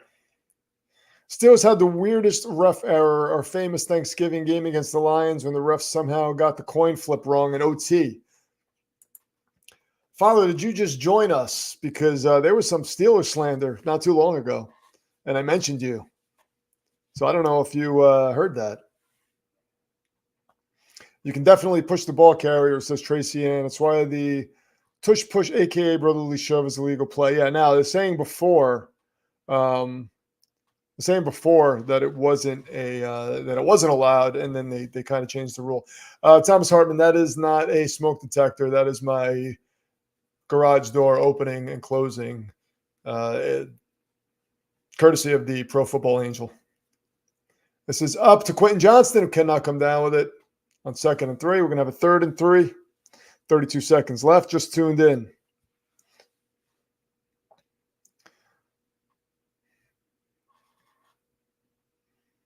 Loco is back. He was probably out celebrating the Broncos' victory.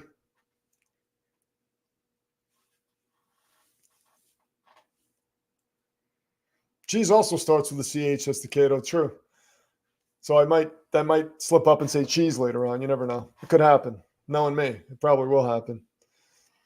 And the Chiefs take the snap. Oh, sorry. Chargers. Justin Herbert with the ball. He throws the ball over the middle of Quentin Johnston again, who gets the first down. So Quentin Johnston is on a roll here. Final Dismiss says the Steelers deserve slander as long as Canada's calling plays. Herbert back to pass. Oh, and that's tipped at the line. Deflected. 10 seconds left. We have a 2nd and 10. So many more plays they can get off. Super Dave says the Steelers were handed a Super Bowl victory against Seattle. Yes, I'm still angry about that. Scantor says, damn it, he did it again. Yeah, and I will continue to do it. I might actually do it again. Who knows? I do have the Chiefs on the mind because they lost to the Broncos badly.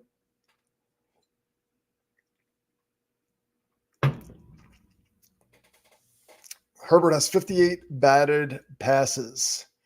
Wow. Is that in his career or just this year? I don't think it's this year. Imagine that, 58 batted passes already.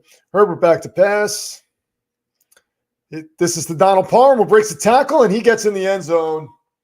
Donald Parham with 4 seconds left gets in the end zone, and the Chiefs will take I know it's not the Chiefs. Let's do some math, guys. You guys want to do math? It's going to be 24-7. Math is fun. 17 plus 7 is 24. I know they haven't kicked the extra point yet, but they're going to get it. I have the future telling device, so I know that's going to happen. Oh, wait, I'm kidding. I don't have that because it doesn't exist.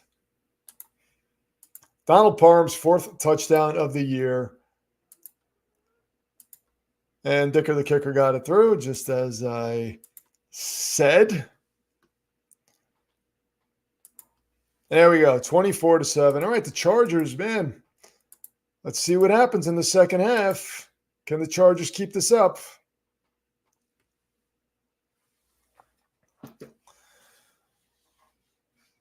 Isaac says PFD is trolling us at this point. I'm trolling the chat. It is true. It's true. Follow this one says, hey, all fans are still angry at Seattle for not giving the Rock to beast mode. Yeah, that was wow. Talk about a head scratcher. Why you would not do that. That was just, man, and you give the Patriots another Super Bowl. Thank you for that, by the way. RS says lies, now give us the device. I would give it to you if it existed, and I had it. It does not, and I do not. So I cannot and will not. Tracy Ann says the same thing, and I will repeat what I just said, or you can rewind the stream and listen to it again. 21-25, 212 yards, 3 touchdowns for Justin Herbert. And as a squib kick, and is that Darrington Evans that picked up the squib kick? No. I don't know what number he is. Worst play call of all time, says Thomas Hartman. Yes, that deciding to not give the ball to Marshawn Lynch in that spot was suicide. Let's go, UW. The man responsible for my first ever super chat, I will never forget that, has just joined the chat. And he says, can't wait to see how the Chargers find a way to lose. And we've been talking about that being a possibility. That is that's absolutely a possibility. Hero and Villain TV is deciding to troll me because I decided to troll the chat a little earlier, and he's saying butt fumble. And he knows where that can land you. That can land you in the Phantom Zone behind that glass where you're like this. Like they were in Superman 2. And if you're not familiar with that, look it up. You should be familiar with Superman 2, especially if you're here. Superman 2 is a good movie. The Seattle trolled themselves after Sherman tried to clown Crabtree. Why does that sound familiar to me? I remember the Sherman Crabtree thing.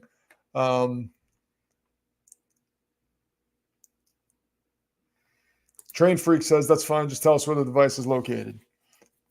If it doesn't exist, I don't know that it's located anywhere. Evans is 25, not 23. Yeah, thank you, Thomas. Thank you. I'm going to have to memorize all of these numbers if I want to do play-by-play for every team. So we got halftime here. And look what Dude does. Dude comes through with the 5. and says butt fumble. So I can't be mad at him. Like, he's too wise for his own good. I can't be mad at him. And he says sorry, too. So I can't be mad at him. I doubly can't be mad at him. This is like supervillain level genius, dude, what you're doing right now. Because it hurts. But I love you. So I don't know what to do right now. Unbelievable. Can't believe it. Oh, she's going again. You guys hear her? She was quiet for a while, and she's mad because you guys are trolling me with the butt fumble. You say butt fumble, and it pisses her off. So this is your doing, just so you know. Everybody who thinks they're smart in the chat. This is your doing. She's not having it. Dude is up to 68 now. Wow. I'm just going to let you listen to what you started. Oh, she stopped. Isaac says, dude is a genius. Yeah, it is. Father Dismas says, who are the detention candidates so far? So far, we've heard Kansas City. We have heard Arthur Smith is been nominated thus far. And who else? I don't think somebody said the Giants. Nobody said San Francisco, which surprises me. She's getting loud. She's getting really loud. Do you believe that? She's getting really loud. Train Freak comes through with the 5 spot. Thank you so much, Train Freak. That is Train Freak's first donation. I want to thank him for that. And he is getting put on the donation list right here. Train Freak, I am adding you presently. Thank you so much, dude. And he doesn't even come through with with saying anything. So if anything, there's anything you want to say, let it be known, my friend, and I will highlight that. Thomas Hartman says Tush Ambush. Yeah, the Tush Ambush would be. I think I like that name better than the Tush Push. The Tush Push sounds, I don't know, it sounds a little cringy to me, right? Like, I don't know if it's just me, but I'm not a big fan of that, Thomas. There's a little fly buzzing around here. I don't know if it's the same fly that's been buzzing around for all my streams, but he's annoying. He's really annoying. I'm not a fan of flies. I don't know if you guys like flies, but I do not, especially mosquitoes. Could you categorize them as flies? I don't know that you can do that. So we're at halftime, ladies and gentlemen, and we're trying to figure out how the Chargers are going to lose this one, because I think it's possible. I do think it's possible.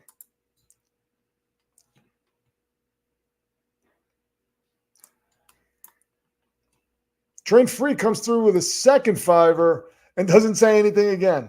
Train Freak is the man. Look at that. Not that I don't want you to say anything. I love when you guys say stuff, but I appreciate it, man. Thank you so much. That's so kind of you. So Train Freak is up to 10. Look at that. Dude says, well, no more from me. The bank has flagged too many payments in a day. Yeah, I mean, you came through with like 1,000. So I appreciate it, man. Oh, Thomas Hartman says that was a reference to Sanchez. Oh, wait a minute. I got to go back. Tush Ambush.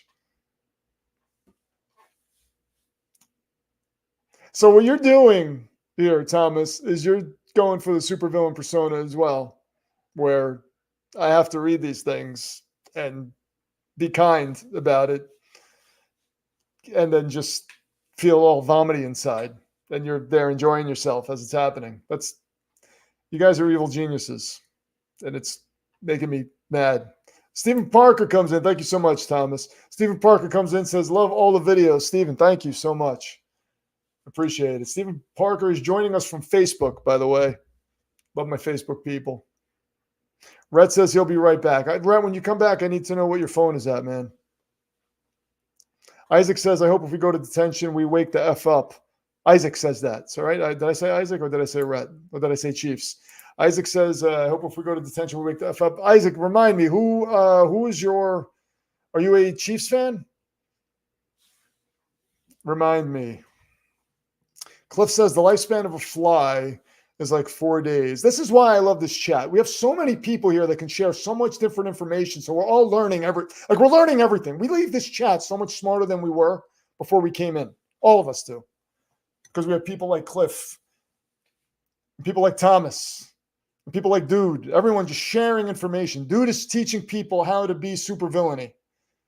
And Thomas obviously learned from that and then put his own twist on the supervillainy. And now Cliff is teaching us about flies and their lifespans. And then I have to do math. So that makes me smarter and better. Lifespan of a fly is like 4 days. So unless he's a Highlander, it's probably different. And he could be a Highlander. We don't know.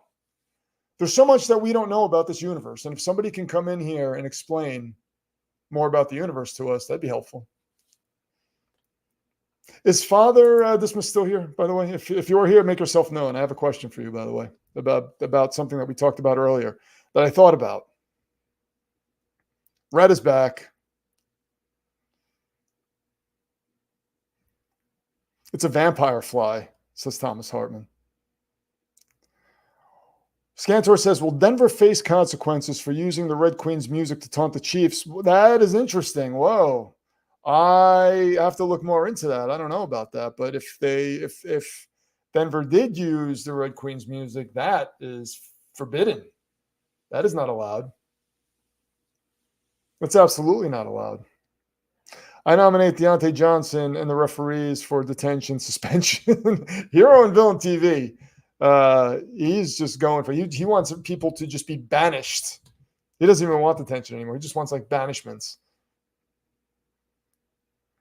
Rhett's busy with Discord, nothing personal. Oh, that's okay, man. What's your phone app, by the way?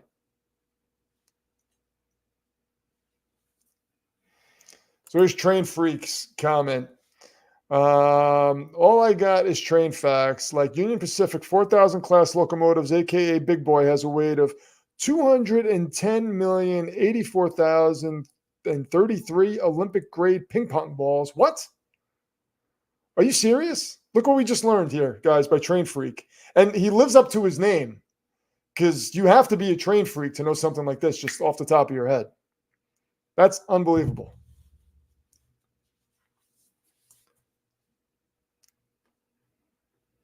Absolutely love it. Scantor says he just saw a couple of videos on Facebook about the Broncos taunting the Red Queen with music. I'm going to have to look into this because that just doesn't seem right. We should nominate the Seahawks for being better than the Niners. Isaac, so when the teacher in NFL high school said the Seahawks were going to win a division, he was laughed at. He was mocked. He was mocked. And who's laughing now? I think the Seahawks could be a problem. They have that team that can control the clock. They can run the ball well. They have nice weapons and a good defense and a smart coach. I look at that and I say that's a recipe. I mean, you don't have to have, with that type of team, you don't have to have a superior quarterback. You just have to have a quarterback that can get the job done, and that's what Geno Smith can do. So let's see.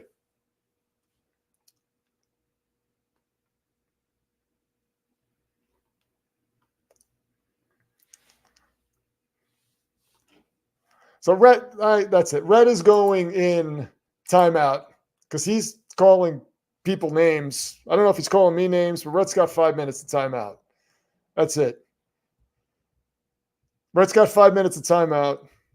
So there he goes. He's in the phantom zone, watching us and unable to do anything about it. He got phantom zoned. He's the second person to ever get phantom zoned in this chat. Loco was the first one. Oh, Loco says Michigan retracts Harbaugh's 5-year extension. Wow.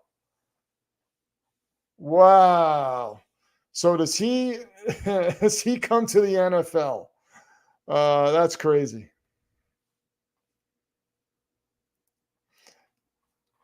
Kathy says mosquitoes suck your blood, flies do not, so they are different. Just looked it up.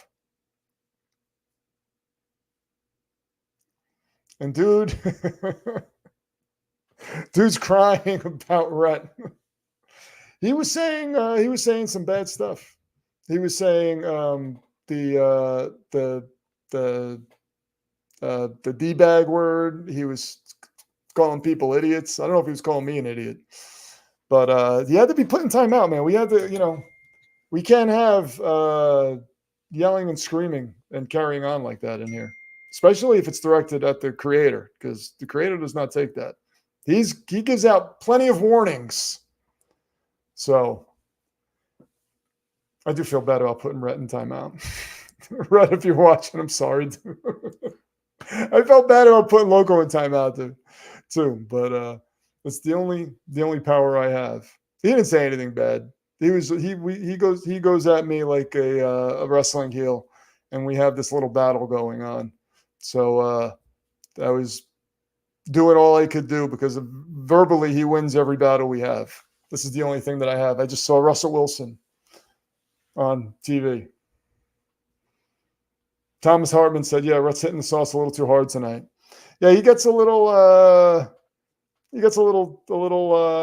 yelly sometimes. Jim Harbaugh, Baltimore Ravens new head coach. Yeah, imagine that.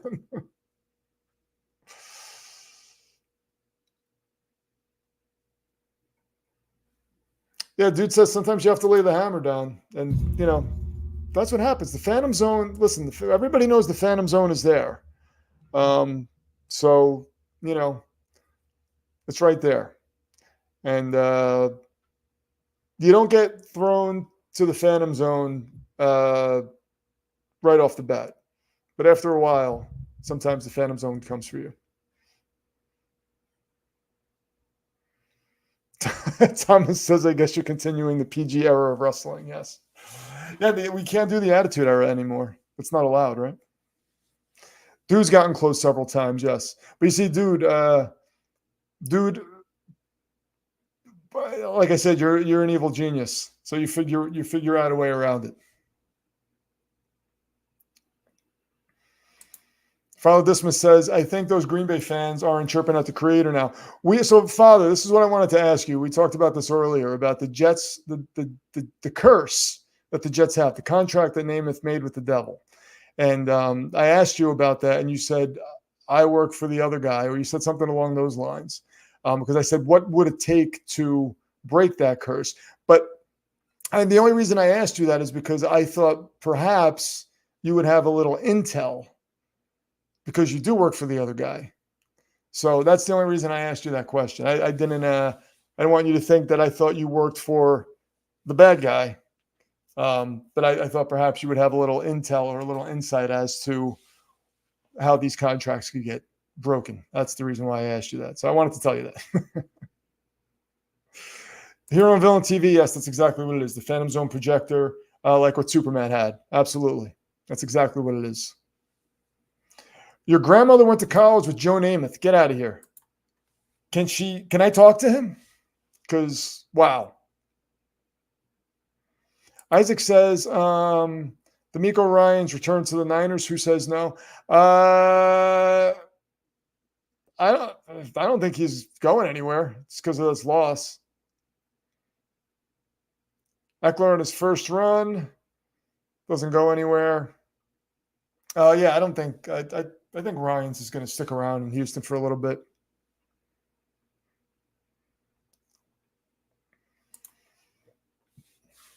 Hero and Villain TV says they had a class together and they have talked before. Really? So that was years ago. Like they haven't kept in touch, I'm assuming, right? Because that would be awesome.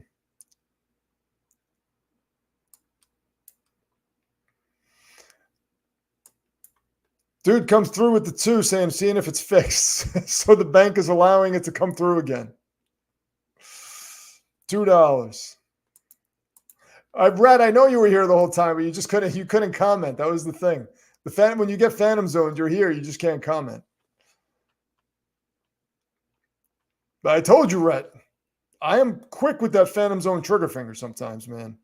So I didn't want to have to do that, but I think sometimes, you need to be shown with man in charges. Because if I say I can't, Rhett, I'm trying to cut a promo on you and I can't do it. I can't do it. I'm sorry. Again, I'm just not good at cutting promos. I'm going to have to write it down and then come at you. Dude has hit 70. Dude is at the 70 mark because his bank allowed him to do it. Dude is awesome.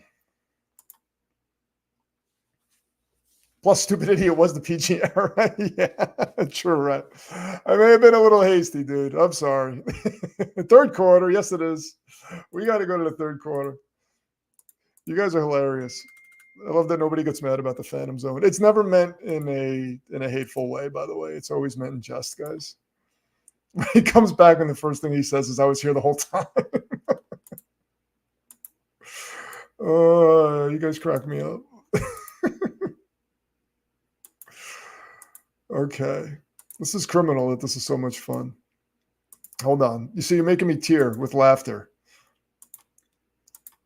So we're going to switch this to the third quarter. Oh, there were two Bears down. They run into each other. One gets up and he's hobbling around. The other one looks like he's in pain. I don't know who these guys are. There we go. 24-7. The score still is. Brett says that is why you fail. In the words of Yoda. Third halftime. Yes, Tracy Ann remembers the third halftime. We have many halftimes here in the Pro Football Demon verse. We need as many halftimes as we can. It's like second breakfast, as the hobbits have. Namath isn't that guy. He said hi to everyone. He would wave. He was so cheerful, a nice, genuine person, just not the smartest, but kind-hearted. So when you say not the smartest, would like you throw trivia questions at him as he was walking by and he couldn't answer them? Tim Daniel says the power of the creator is absolute. All hail Agent R. The power of the creator is absolute, Tim. I'm glad you recognize that. Loco says, remember when I was sent for no reason? I disagree with that, Loco. My God, I thought I actually banned you from the channel. I was like, how did I do that? But yeah, I learned. That was my first Phantom Zone. It taught me to be a little less trigger happy with the Phantom Zone, because I thought I abused my power at that point, but I had not. It was only 5 minutes. But Loco sent me a very distasteful Aaron Rodgers meme, which is why he went. He sent it to me personally. He didn't put it in the chat. It wasn't for public view. It was sent to me personally. But, I mean, you know, what you sent to me privately can still get you banished to the Phantom Zone when we are live on here. Now, when Loco and I speak, when we're not live on here, I can't banish him to the Phantom Zone. I have no power to do that. Yeah, Red backs me up. You were asking for it. Yeah, absolutely, we're asking for it, Loco. Wayne Finicum is back. What is up, Wayne? Good to see you again. Give us the device you stole from the Ancient Man and Indiana Jones. Indiana Jones has never had the device, nor do I, because the device does not exist. No, I'm not going to read that. I'm not going to talk about Clifford. We don't talk about somebody's grandma in that way. I know it's in jest. Thomas says, Namath was a genuinely good human being unless he had too much to drink before Sunday Night Football. Yeah, remember that? That was bad. So that goes back to Cliff's comment.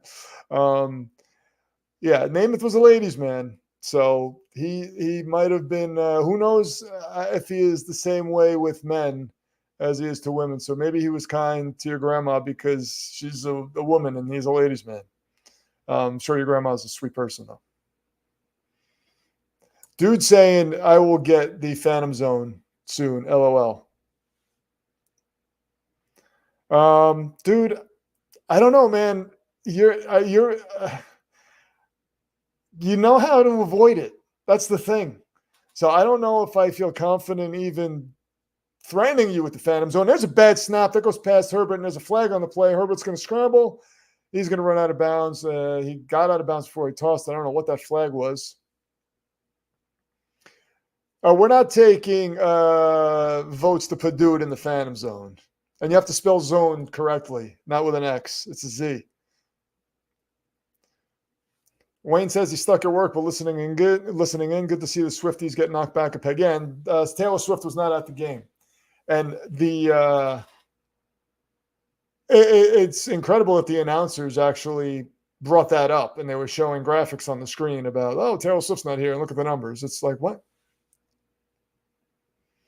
Man is a Jacksonville fan, I assume. He says Duval.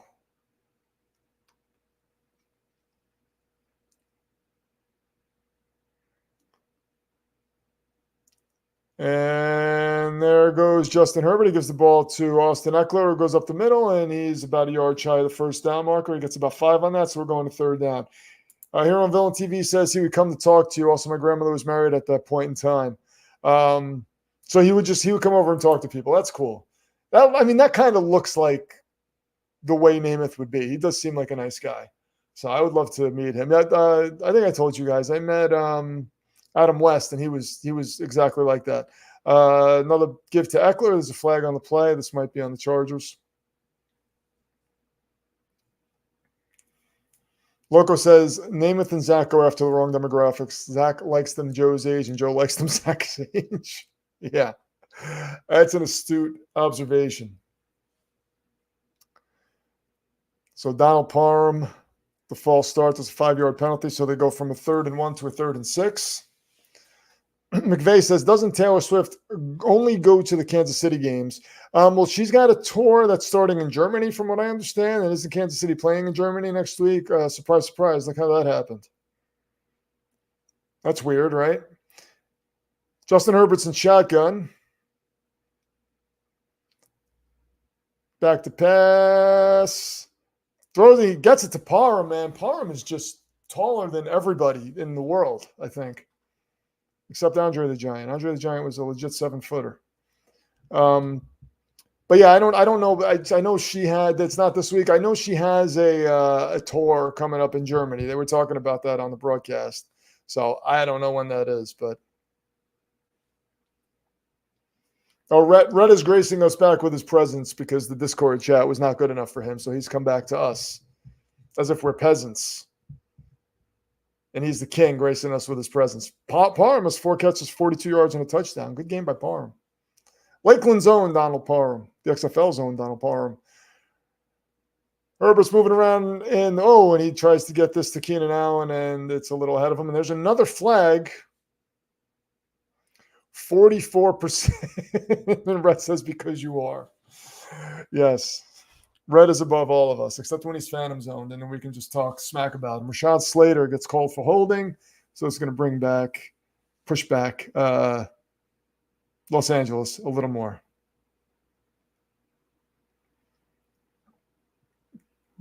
Wesley Fulton says, put Will Levis on the Dean's list. Will Levis looked legit today. That dude can sling it, man. He can move, so we'll see. And we have me and Father Dismas talked about this earlier. I will drink 2 tablespoons full of vegan mayo in a cup when the first $500 super chat comes in. That's going to happen. And that's what I will do right on here for all of you. That should be fun, right? I'm probably going to throw up when it happens because I hate food weirdness. But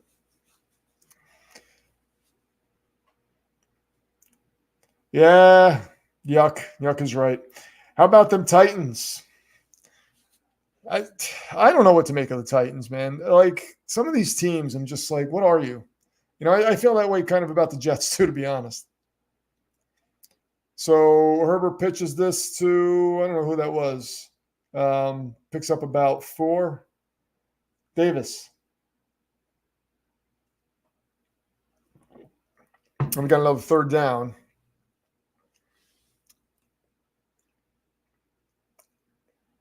Red, are you really a vegetarian?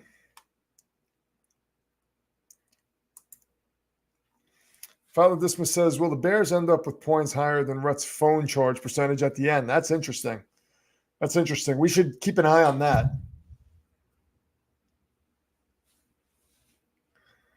And Herbert throws over the middle, 3rd and 8 to Keenan Allen, and he's just shy of the first down marker. Loco says it's the NFL. Teams can look like world beaters one week, and the next you wonder why they're even a team. Yeah, it's so frustrating. It's so frustrating. And Dicker the kicker comes out again. We got a 4th and 3. This is going to be about a 53-yarder. I'm going to say he's going to miss this. So I'm not going to update it yet. So let's see. I don't know. I just have a feeling. And Dicker gets it, man. He splits the upright. Wow. Look at that. See? I don't have a future telling device, and that proves it. That's 27, not 28. So, all right, wait a minute. Where is my, 124.96. Okay. Yeah, we are going to update the score as Dicker the kicker pushes one through. All right, so we got a 27-7 game. It looks like the Chargers are running away with this. But again, they're still the Chargers, so you never know. But it doesn't look like the Bears offense can do anything, man. It just, I don't know. If it was Justin Fields, maybe. I actually think if it was Justin Fields, perhaps. I feel pretty confident that maybe they could, so. Oh, Rhett says I switched a couple years ago. Well, very, very nice.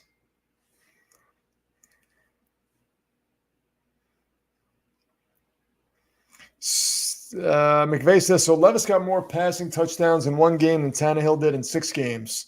Yeah, that's interesting.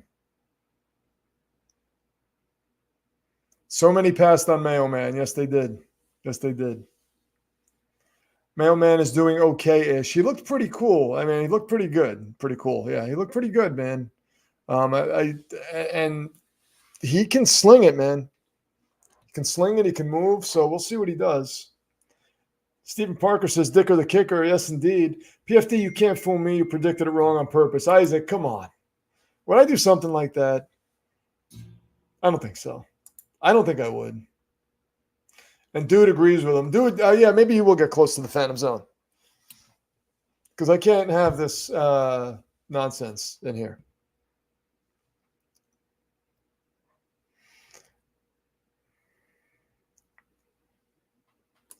So Rhett says, I made a promise. I'm going to stay vegetarian until DiGiorno's brings back the spicy chicken supreme. Dude, you can get, listen, Rhett, let me tell you something. You can get vegan pizzas that are phenomenal. I promise you.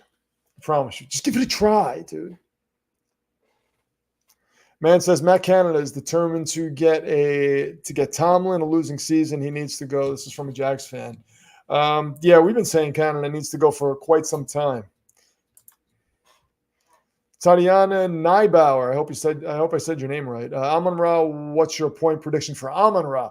They're saying he might have an illness, right? So he's supposed to play, but he might not be 100% because of an illness. So I'm going to stay conservative and say maybe 12 to 15 points for Amon-Ra. And I need him to have a big game too. But when I heard that today, I was like, oh, great. So who knows? Things like that. He can come in the first quarter and then just say, I'm not feeling it,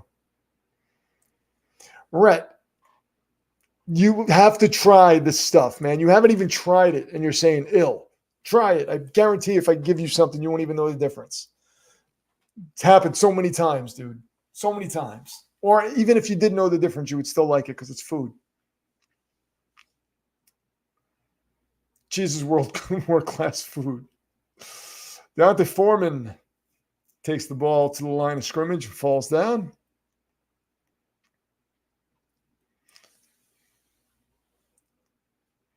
You guys are talking about eggs and cheese.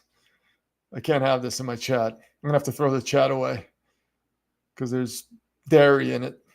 Can't have that. There's something called Just Egg that I eat that I think is delicious.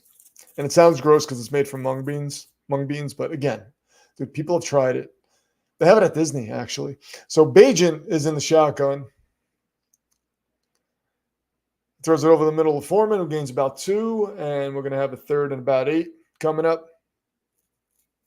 The only thing we could agree on is falafel. Everyone spam the chat with dairy words. You want to go back to the Phantom Zone, don't you, Rhett? And you will watch them not spam the chat with dairy words. Green Bay needs to fire Joe Barry and Matt LaFleur. In Green Bay, they have cheeseheads in Green Bay, so that's another dairy word. Oh, it's getting bad. It's getting bad. 3rd and 7 for the Chicago Bears. They need to make something happen here on offense. Throws it over the middle, and that's almost picked off. Oh, Hendricks almost picked it off. Shane Giggles, what's going on, man? My mother makes a mad vegan lasagna. The only thing I'll eat extra that she cooks vegan. Yeah, I've had plenty of vegan lasagnas, man, and they are phenomenal. There's a I basically eat everything I want. There's nothing that I could sit here and think like, oh, I want this, and I can't have a version of it, you know. And I eat a lot too. I am a foodie, as they call it. I was actually at a vegan festival yesterday and had some chicken sandwiches, and they made chicken out of oyster mushrooms, and blew my mind. So good. Brett's saying cheeseheads. Brett is so brave, Isaac. He's brave. And see, he's trying to get me to ban him to the Phantom Zone again. And I'm not going to do it because I know what he's doing. He is not the evil genius, by the way. That dude is. Red is more along the lines of the villain. He's like the Rhino, right? Like he just comes in and like barrels through things, and you know Spider-Man easily just defeats him. That's like what Red is in terms of a supervillain. Dude is more like, you know, Dr. Octopus.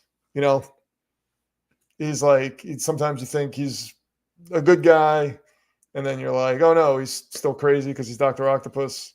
So. She says a vegan foodie. That's new.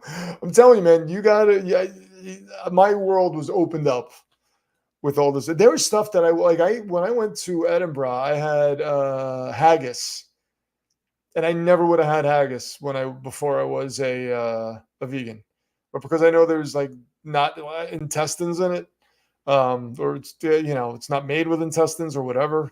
I ate it without a problem. It was delicious. First time I heard about Badgin's college career, they talked about his loss to the School of Mines. I swear they said mimes. And I had an image of a stadium of mimes cheering in silence. That sounds frightening. That is a thing of nightmares, a stadium of mimes just cheering in silence for a quarterback. Terrifying. And fitting around Halloween time. How do you guys like the Halloween logo in the corner?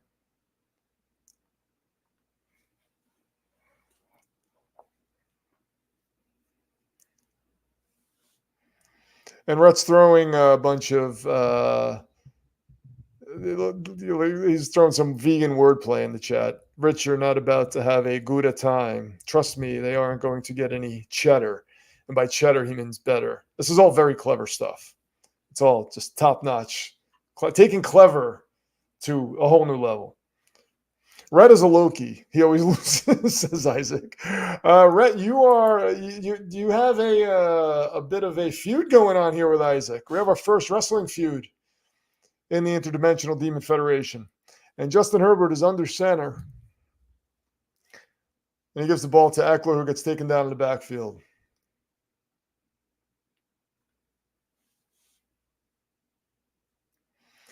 Joe DePolo says, I don't understand vegans or lesbians. You eat fake chicken, use fake parts, just use the real things.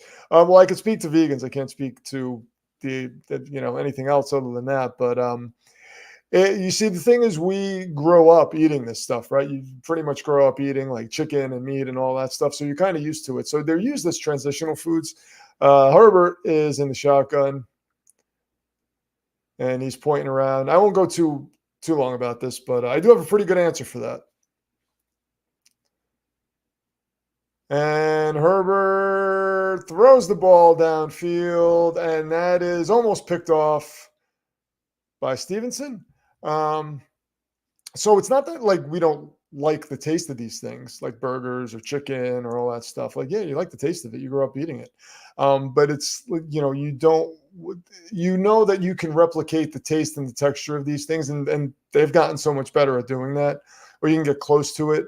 And then, you don't have to harm an animal to eat that thing. So that's, for me, that's what it's about. Like, it's about not, these animals want to live. So, that's the way I see it. Like, I don't want to. I think it was Paul McCartney. Herbert back to pass. He's got some pressure. He throws the ball. Oh, man, and that is dropped by Foku. But yeah, that's what it is for me. Paul McCartney said, when he became vegan, he was fishing and he caught a fish and looked at it, and just for some reason, a thought came into his head as he was watching his fish struggle was, this animal wants to live just as badly as I do. So then it kind of clicked for him that, well, I don't want to be responsible for taking that away from someone. So that's what it is for me. It's not really I don't like the taste of that stuff. I loved chicken and turkey and all that, man. I was big on poultry. Like I said, I love food. But it's basically that. That's why they make these things, right? So that it's easier for people to transition to if they want to. Somebody will say, I like burgers.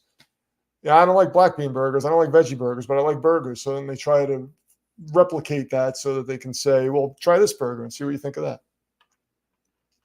So the Bears were supposed to be good, right?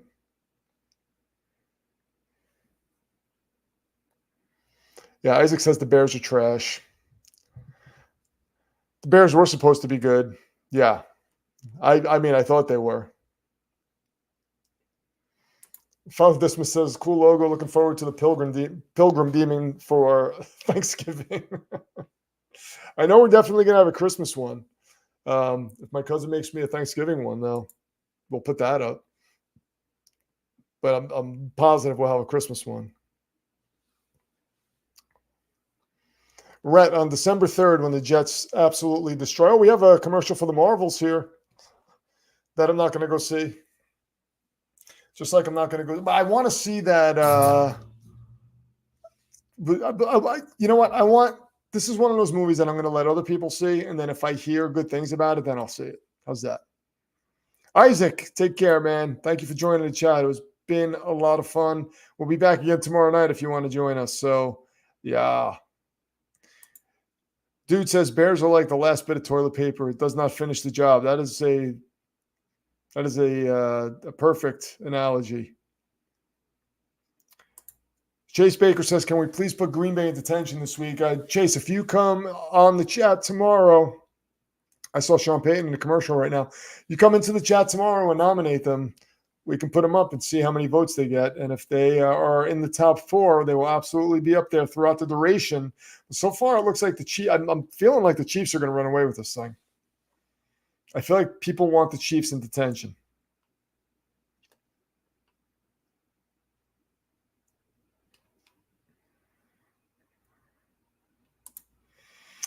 Cliff says, milk and honey are 2 food sources that don't require killing anything, though. No plants, no animals. Vegan is explained. So with milk, if you've ever seen what happens with the cows, they are basically forcibly raped in order to make the milk, right? So first of all, their freedom is taken away. They don't have the freedom to do what they want. They're basically there and they're raped over and over again so that they can produce milk, because they have to produce milk. And when they have the babies are taken away from them. And there's actually, you can look it up. I mean, I'm not making this up. They're actually screaming as their babies are taken away from them. Like the cows are screaming, like they don't want that to happen. So that's cruelty. So they're not killed, but I mean, it's still a form of slavery and cruelty. So that's my issue with the milk industry. As far as honey goes, honey is bee vomit. So I'm not, I don't want to eat that. That's number one. But also they use smoke, which basically makes the bees, it drugs them up in a way. So they can't live there. They just can't live their life the way they naturally would, because they're drugged up and they're just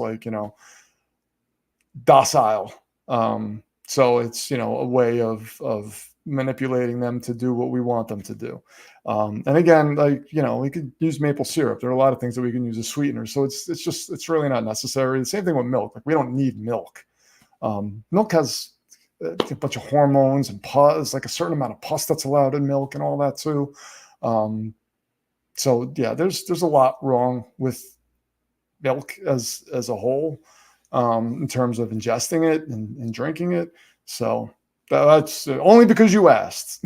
That's why I'm telling you. You know what I mean? Took my daughter to see, Shane Giggle says, took my daughter to see Five Nights at Freddy's. It was fine for a video game adaptation and sticking to a hard PG-13. Yeah, somebody in the chat said it was pretty bad earlier. So, and Badgett is in the shotgun, 3rd and 3.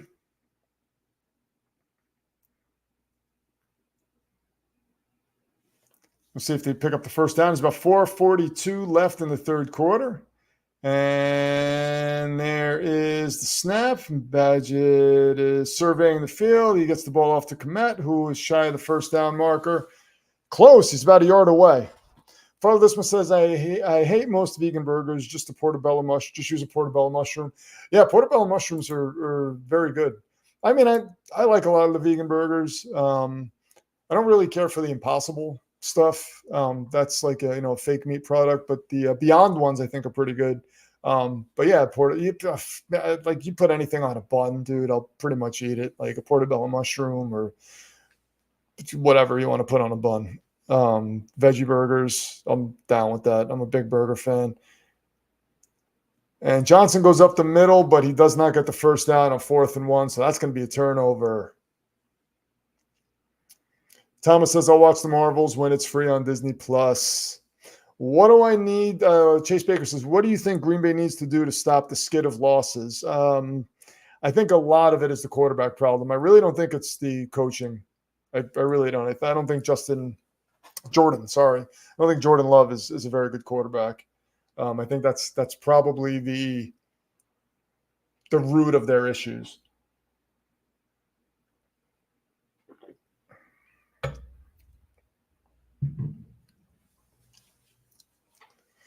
Rhett says you can also get eggs without killing them. Yeah, there are farm raised. It depends. Some farm raised, they say it's farm raised, but it's not really farm raised. It depends on the particular situation. Most places though are pretty. Like I don't know. I've went out with like groups. There's a handoff to Eckler. He gets about a yard. I went out with groups to talk to people about this stuff, and there are videos of what actually goes on, and they're just like on a TV there, and people walk up, and most of them can't even watch them. Like I can't watch them. I can't watch like some of these things, and some of the videos are from farm raised places, but I can't watch them. I'm just like, that's it's horrific what happened. So, and a lot of people see it, they're a little shocked. They're like, wow, that's pretty crazy. Justin Herbert back to pass, and doesn't get this to Eckler. So we have was that 3rd and 9, or are we going to 4th and 9? Let's see.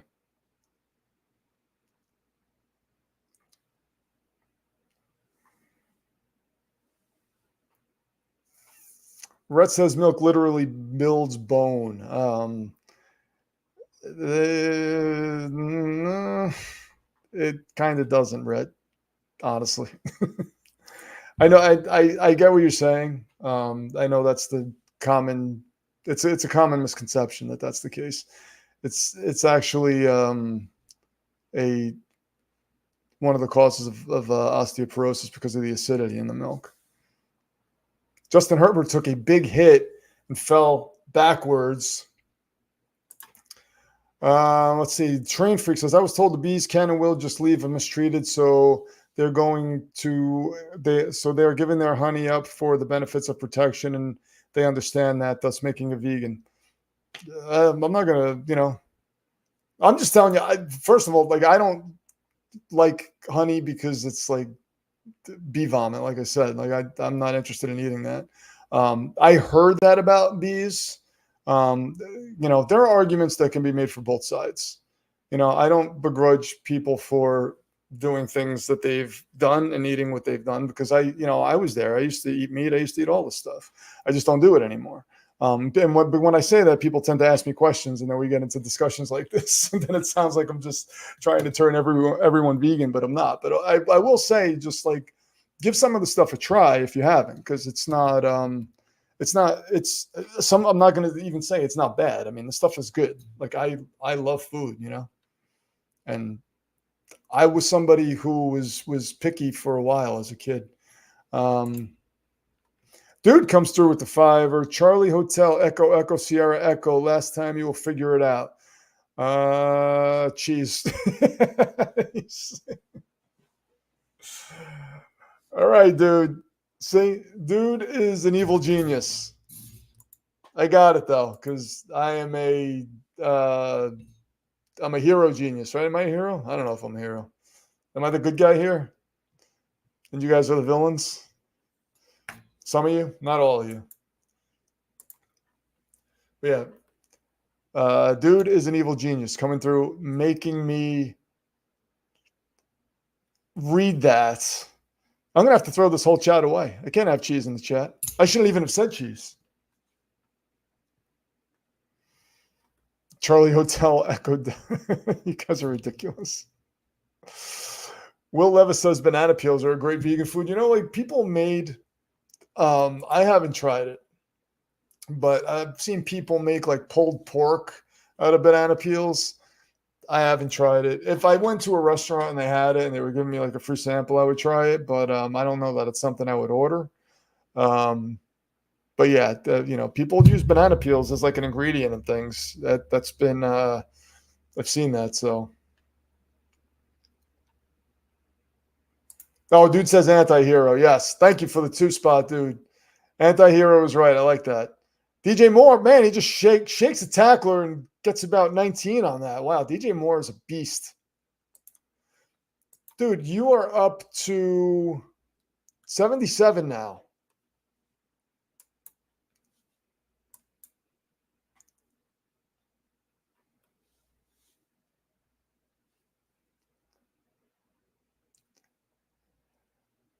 And Foreman goes up the middle for a 10-yard gain. We're about 2 minutes and 25 seconds left in the third quarter. Chargers up 30-7. Thomas Hartman comes through with the 2-spot. Green Goblin has entered the chat. Norman Osborn's here, ladies and gentlemen.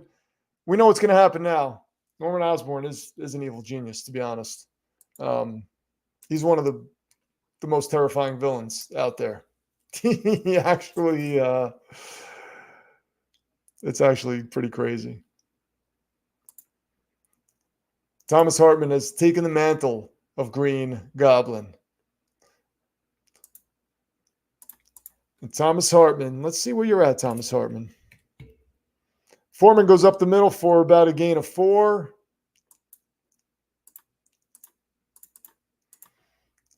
He's up to 1485 is Thomas Hartman. Wow.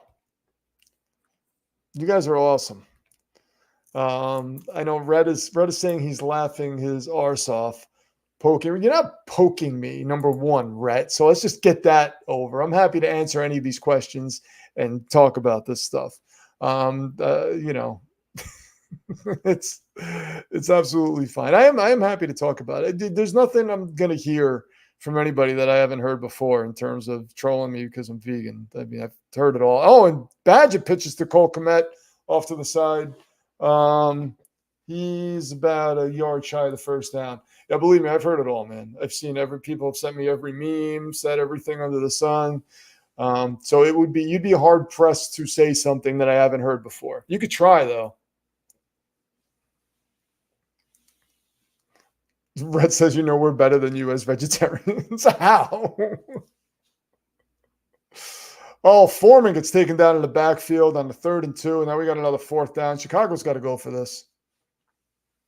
We have more letters. Oh, that's true. You do have more letters. More letters doesn't always equal better, though, Rhett. I don't know. You see, that's what I'm talking about. You're like the rhino. Like, what logic is behind that, Rhett? More letters equals better? Well, at least the Raiders have to play the Jets and the Giants. Well, at least when the Raiders have to play the Jets and the Giants, they come to Vegas, so we don't have to play on that turf. I want that turf gone. I am so as a flag on this play.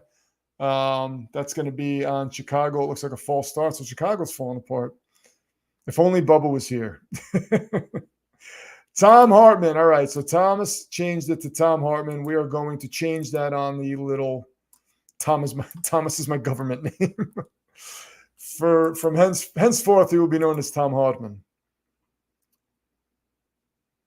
Yeah, dude said it right there. You eat the way, at the end of the day, you eat the way you want. I'll continue to eat the way I want.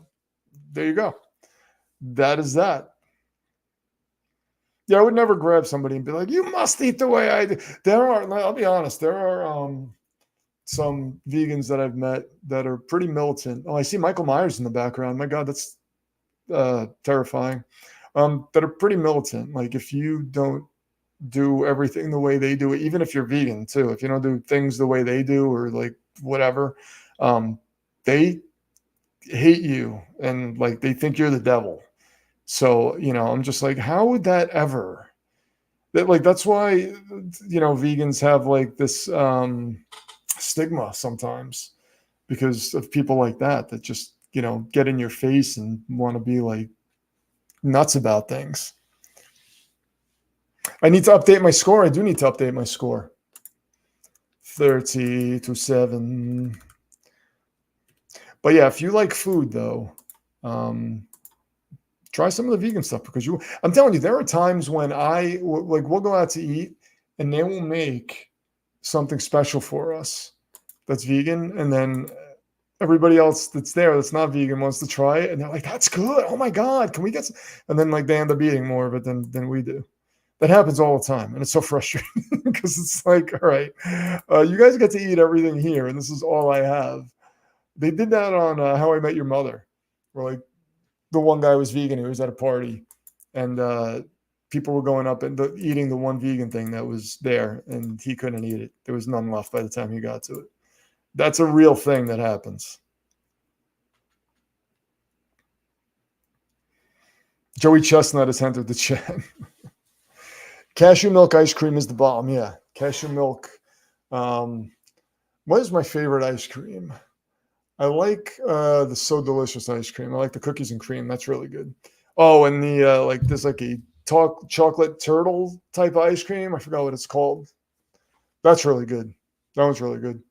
Tom Hartman says, how could you condone the killing of harmless cashews? Yes, cashews are harmless, and they must be destroyed. Train Freak says, every year I become a little more convinced by vegan arguments, but right now I just buy what I can afford. Yeah, and to be honest, there's a stigma also that vegan food is expensive, and it can be. I'm not going to say it can't be, but like if you're buying the processed stuff, in the frozen food section, like the fake meats and all that, it can be. But if you're buying, you can get produce and rice and beans. I love tofu. I love the firm tofu. You can make tofu taste like virtually anything if you season it the right way. I mean, you can make like burrito bowls all freaking day with different sauces and stuff. And you can do that so cheap. And that's picked off. Wow. A diving pick by Asante Samuel, and the Chargers get the ball back. And he's dancing around. He gets pushed out of bounds. Tom Hartman says, if it's good enough for Brian Danielson, it's good enough for no one. I got the score, right? Is that right? 30-7. I think I updated it right.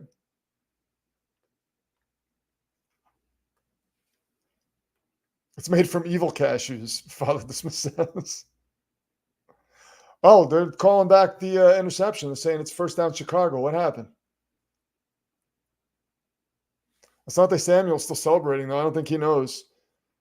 I'm saying it was an insane pick, but they're calling that back. I don't know why. Yeah.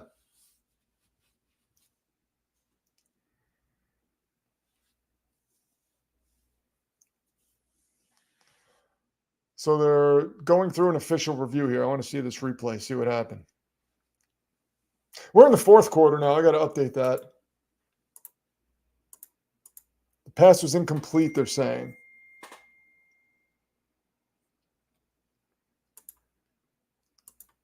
There's some drama going on in one of my fantasy leagues too, and I'm getting text about it because someone is.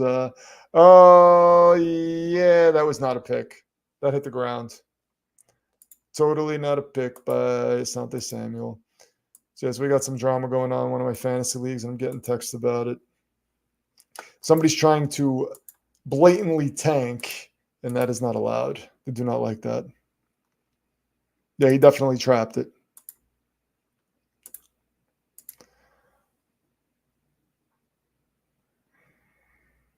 Oh, so they're giving the ball to the Chargers. All right, so that was a pick then. All right. Okay.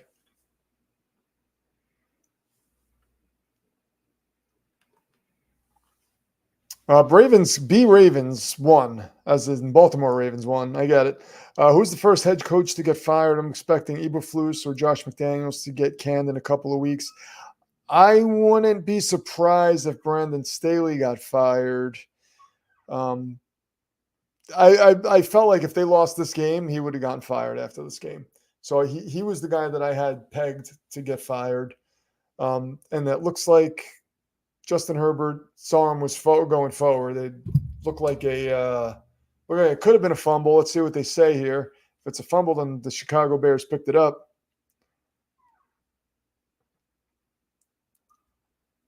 Oh, it was fourth down. All right. Incomplete pass.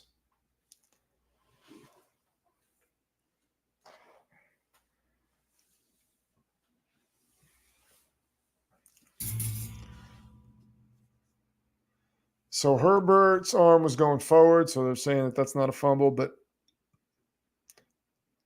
are they going to call that intentional grounding? It looked like, yeah, that should be intentional grounding. Eckler was blocking. Herbert threw this as if he was throwing it to him, but they're not calling the intentional grounding. That should have been intentional grounding. They did not call it that. So the Chargers got away with another one. Or the Chiefs, as I called them before. And that is up and caught by Keenan Allen. That's going to be a Chargers first down. Rhett says, read that one, Rich, under SG. Tom Heats, plants. Plants are a living thing. Oh, you got me, Rhett. Plants are a living thing. What stadium's grass tastes the best? I haven't tasted all of them. Well, some of them aren't even real grass. So I'm not going to taste the stuff that's not real because, it's synthetic. So it's probably bad for you. So I can't answer that question. Yeah, Tom Hartman says that was intentional grounding for sure. Absolutely it was. I don't know what the refs are looking at tonight. Keenan Allen, about an 8-yard gain. And Justin Herbert's all smiles. Yeah, what else is new? The refs are the worst. So this game has turned into exactly what we thought it might be. Just a giant snooze fest of football going on right before our very eyes on the television. And we've got about 13 minutes left in the fourth quarter. So it's going to be a long one. Joshua Kelly goes up the middle on 2nd and 4. He gets that about a yard short of the first down marker. Underscore update. Wait a minute. Rhett's got me scrolling through the chat again to look for one of his comments. Wait a minute. Let's see. Rich, you'd replace everyone's Slim Jims with asparagus stalks? No, I would not. I would not steal your Slim Jims.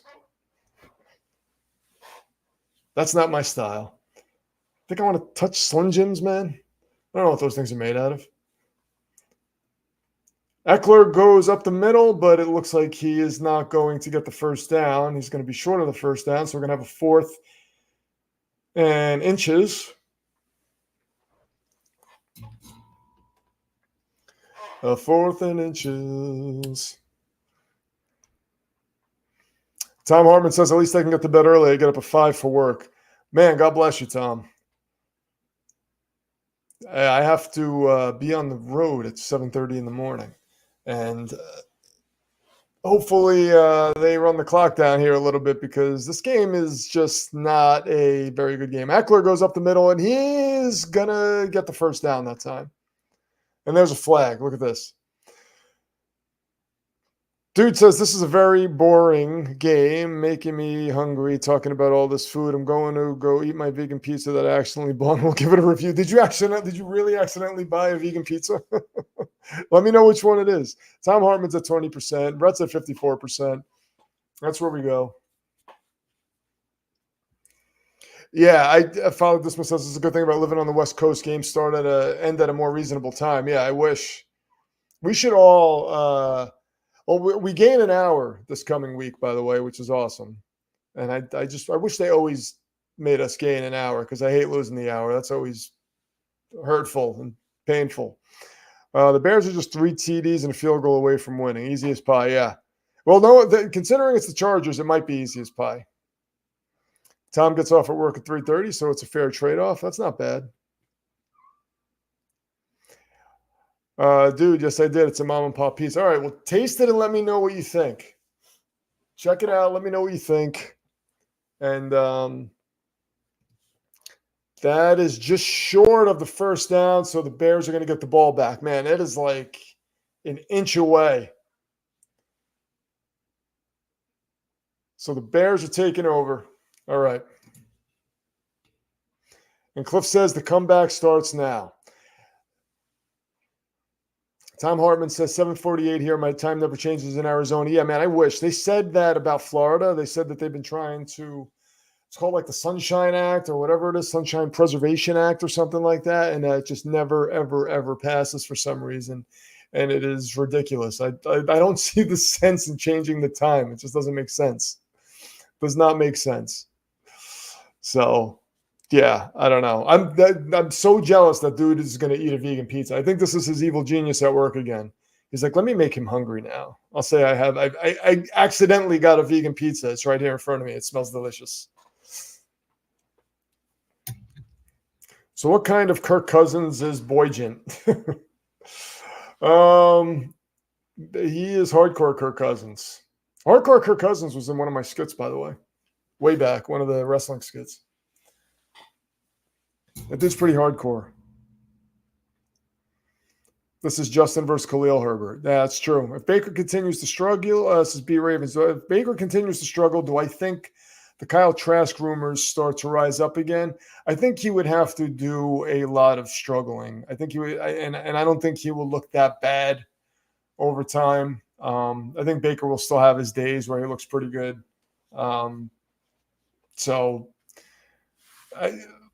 Considering what he's done, it'd be tough to pull a plug on him now after, having struggling for a little while. But I think he's going to last the season.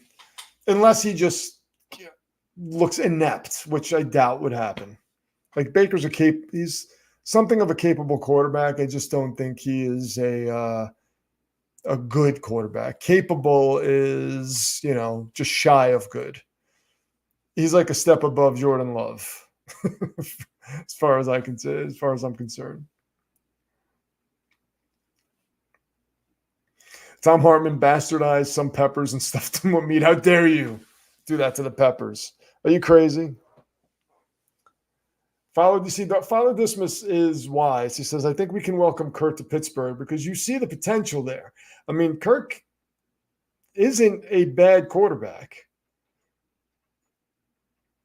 Like, if you have a team that you can surround him with, he can be pretty good. I don't know how far he can get you. That's a different story. Is he Super Bowl caliber? You would have to really build a ridiculous team around him. I mean, that defense would have to be world-class caliber. And he would need some pretty good – he would need a lot of help. And Bajan throws this downfield, and that is incomplete. But the way the AFC is, I mean, it would be wide open. If Cousins was the Steelers quarterback, if he wasn't hurt right now, let's just say for argument's sake, and they traded him to the Steelers, well, I mean, I don't think Kenny Pickett's bad. I think Kenny Pickett's kind of just a guy. You know what I mean? But that would be interesting, seeing Cousins there. With RD, Kirk could get us over the top. And that's the way I felt about the Jets. We have a Robert Tonyan sighting. That's the way I felt about the Jets. With that defense, a quarterback like Cousins, especially with the playmakers they have on offense, a quarterback like Cousins could put them over the top. And I still stand by that. But I knew it wasn't going to happen. And Johnson gets the first down up the middle.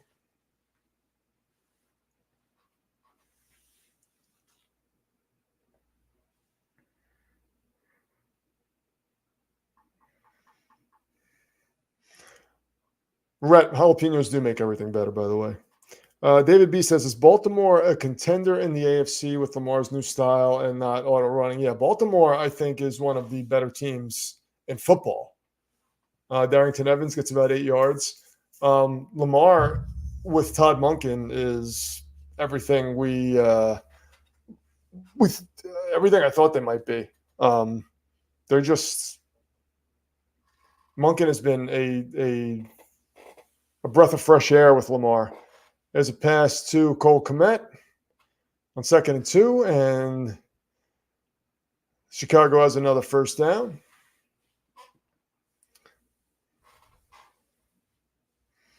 Yeah, Rhett says F bacon and jalapenos make everything better. I agree about the jalapenos, man. I am a big fan of jalapenos. And there's another pass to, is that Evans? Evans again. He gains about 7 on this. So the Bears are just shy of the 30-yard line.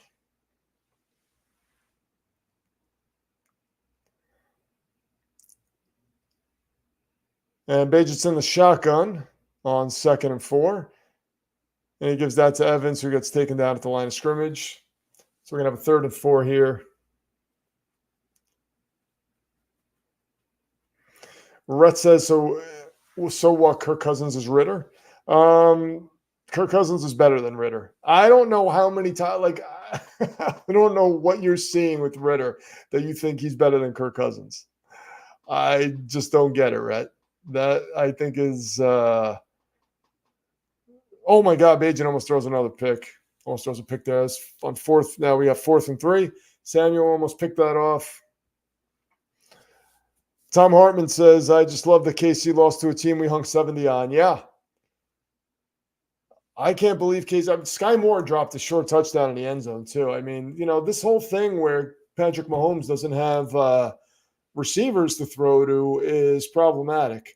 I like Rashee Rice, but, I don't consider him to be like a stud number 1 receiver, So, to expect Mahomes to continue to do that over and over again with no cast, and this is intercepted. It looked like it hit Darnell Mooney in the hands, and it might have gotten picked off by Derwin James. Did that hit Mooney in the hands? I got to see the replay there.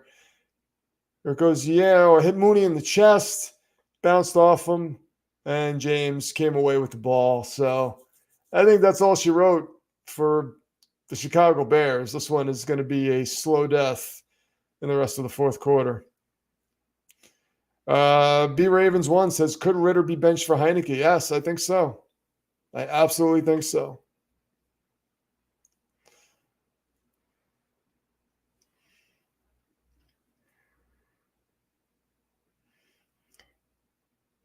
And Rhett Risbicki says, like in Brandon terms, Josh Allen is mobile Kirk Cousins. Oh, so what Kirk Cousins is Ritter? Oh, I got you.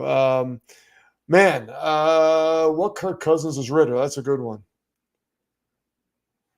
Ritter is, that's got to take some thought.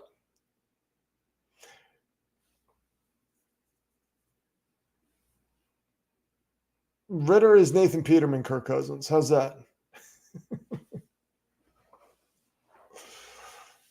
I think that fits. They can have Juju back. Yeah.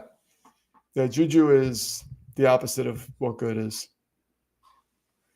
Didn't they bench Ritter during the game? He had a concussion, but it was a mild concussion. So that's why Ritter came out of the game. Pre-2023 primetime Kirk Cousins. Uncle Rico Kirk Cousins. Red says, oh, dear God. I'm telling you, man, he's Nathan Peterman Kirk Cousins. That's what he is. I don't think Ritter is the guy. Maybe Nathan Peterman's a little harsh. Nathan Peterman might be a little harsh. Let me think of somebody else. Oh, I got it. He's Zach Wilson Kirk Cousins. That's totally what he is. I think that's perfect, actually. Let's go UW comes through with the 5. It says, would like to petition Jacksonville for detention for snatching our towels, and I swear if we lose to Mayo Boy Thursday, Tomlin should be fired on the spot. I actually am going to try to stream that game. Thursdays are a little tough for me, but I'm going to try to stream that game because I'm very interested in that game. But if you want to come in and vote for Jacksonville for detention, you have every right to. But I don't think they're going to win.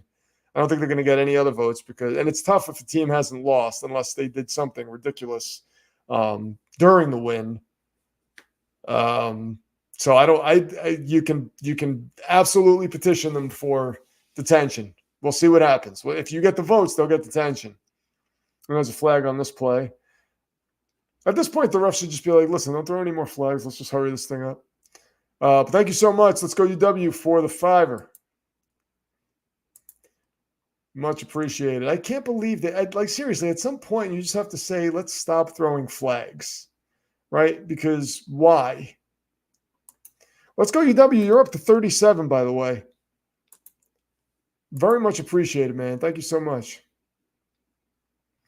Rhett says, I say Josh Allen is heading towards Peterman status, and I'm all here for it. And he puts a bunch of laughing faces. No.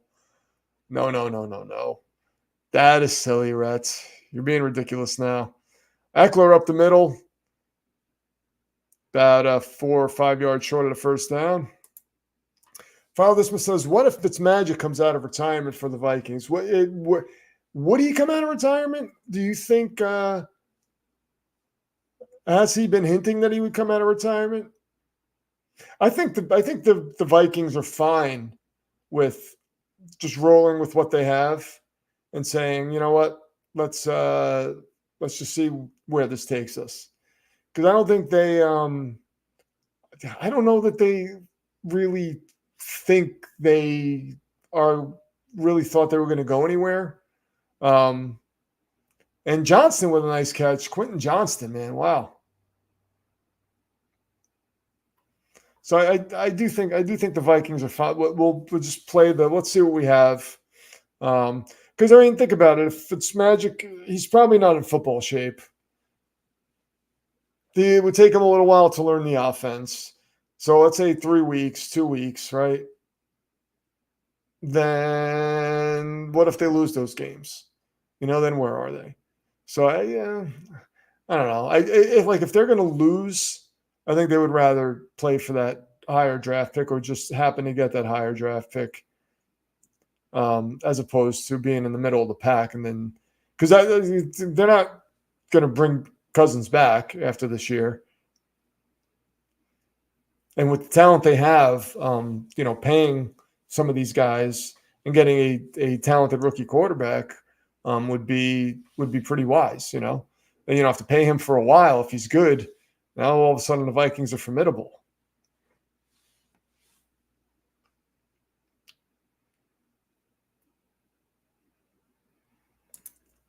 B. Raven says Vegas gets an added detention for losing to the Bears. Vegas has more detentions than they can handle. And Herbert gets this ball out to Eckler, who gets taken down in the backfield. That's about a loss of 5. And the ball comes out, and it looks like Chicago recovered that. Wow. Being a Chicago Bears fan has got to be so frustrating because they have had opportunities in this game, and they're just not doing anything with them. B. Ravens, Vikings go after Carson Wentz. I'm surprised nobody's gone after Carson Wentz. Not that I think Carson Wentz is good, but sometimes I look at some of the quarterback play in this league, and I'm just like, would Carson Wentz be any worse? Maybe he would be. You know, we've seen him not do much.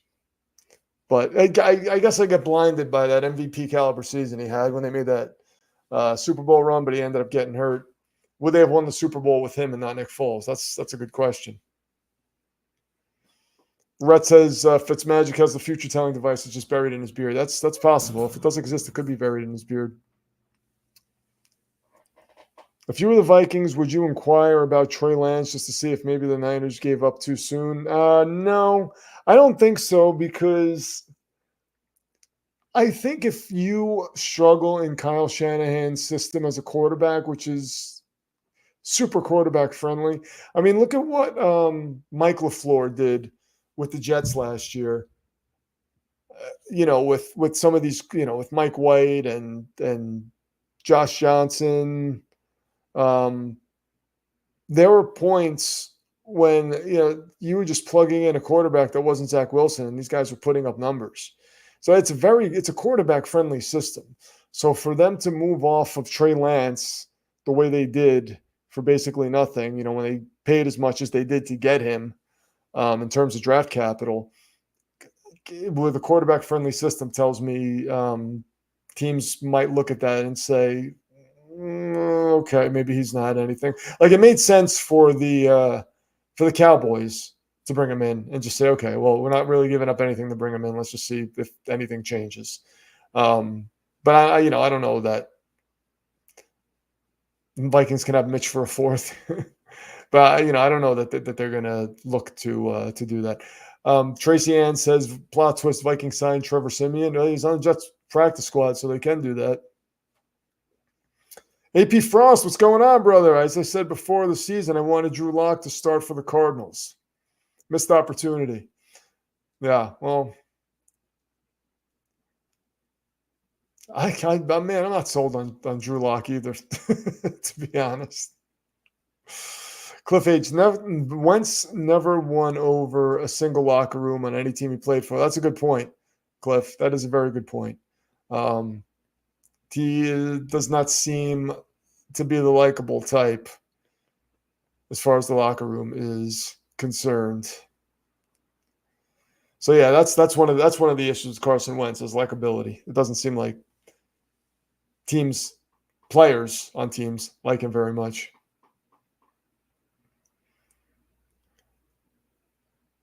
And this ball goes out to Roshan Johnson, and he gains about 2 on that. Michael J says, to be fair, though, Trey Lance got hurt game 1, then Brock Purdy kind of took off after Jimmy G got hurt. Yeah, but you'd still, coming off an injury the way Brock Purdy did, it's, you're still thinking, all right, well, we might need... This is thrown out to Johnson. He gets to the line of scrimmage. You're thinking, we might need some insurance here, right, to back him up. But then you also bring in Sam Darnold, who hasn't looked good. So you're bringing in Sam Darnold, and then you're going with Sam Darnold over Trey Lance. Like these are all signs to me that they don't see much at all with Trey Lance. And like the guy didn't take many snaps in college. It was like COVID and everything, but he didn't get a lot of playing time in college.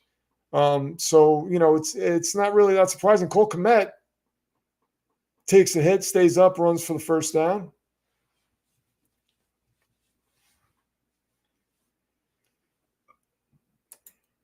And Rhett says, and it's sad, I thought Josh Rosen and Davis Mills looked like something special. As a Jets fan, I wanted Josh Rosen, man. I thought he threw such a pretty football. I was like, this guy's going to be a good NFL quarterback. Just shows how much I knew. And I know Bills fans that were upset that they drafted Josh Allen and not Josh Rosen.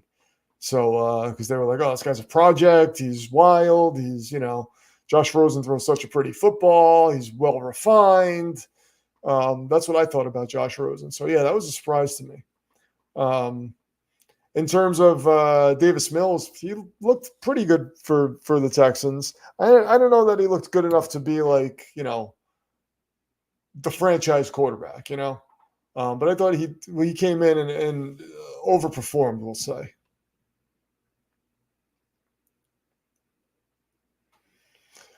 AP Frost says, Deshaun Kaiser or Josh Rosen, who'd you give a second chance? Oh, man. Pick your poison, right? I don't even know. I'm probably Kaiser. I don't. Probably Kaiser. Josh Rosen's so like statuesque. Aaron Joseph comes in. I hate how I tuned in. Aaron Joseph's a Niners fan. I hate how I tuned in right in time for the Niners quarterback situation. Yeah, man. What is going on with Brock Purdy? Jeez. And this is thrown to Mooney in the end zone. It's going to be overthrown. Yeah.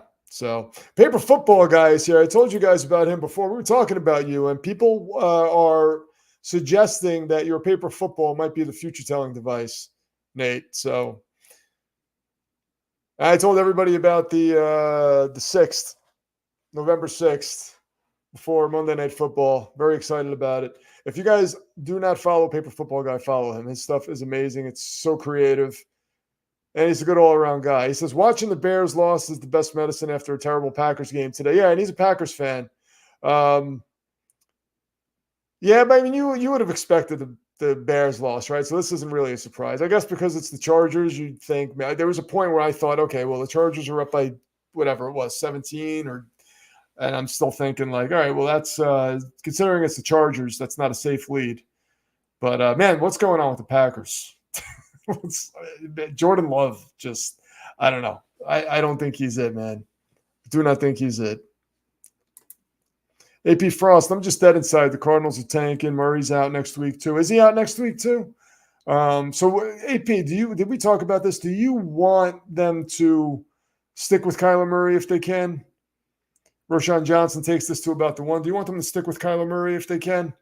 Because I mean, what else? What do you do? I don't know.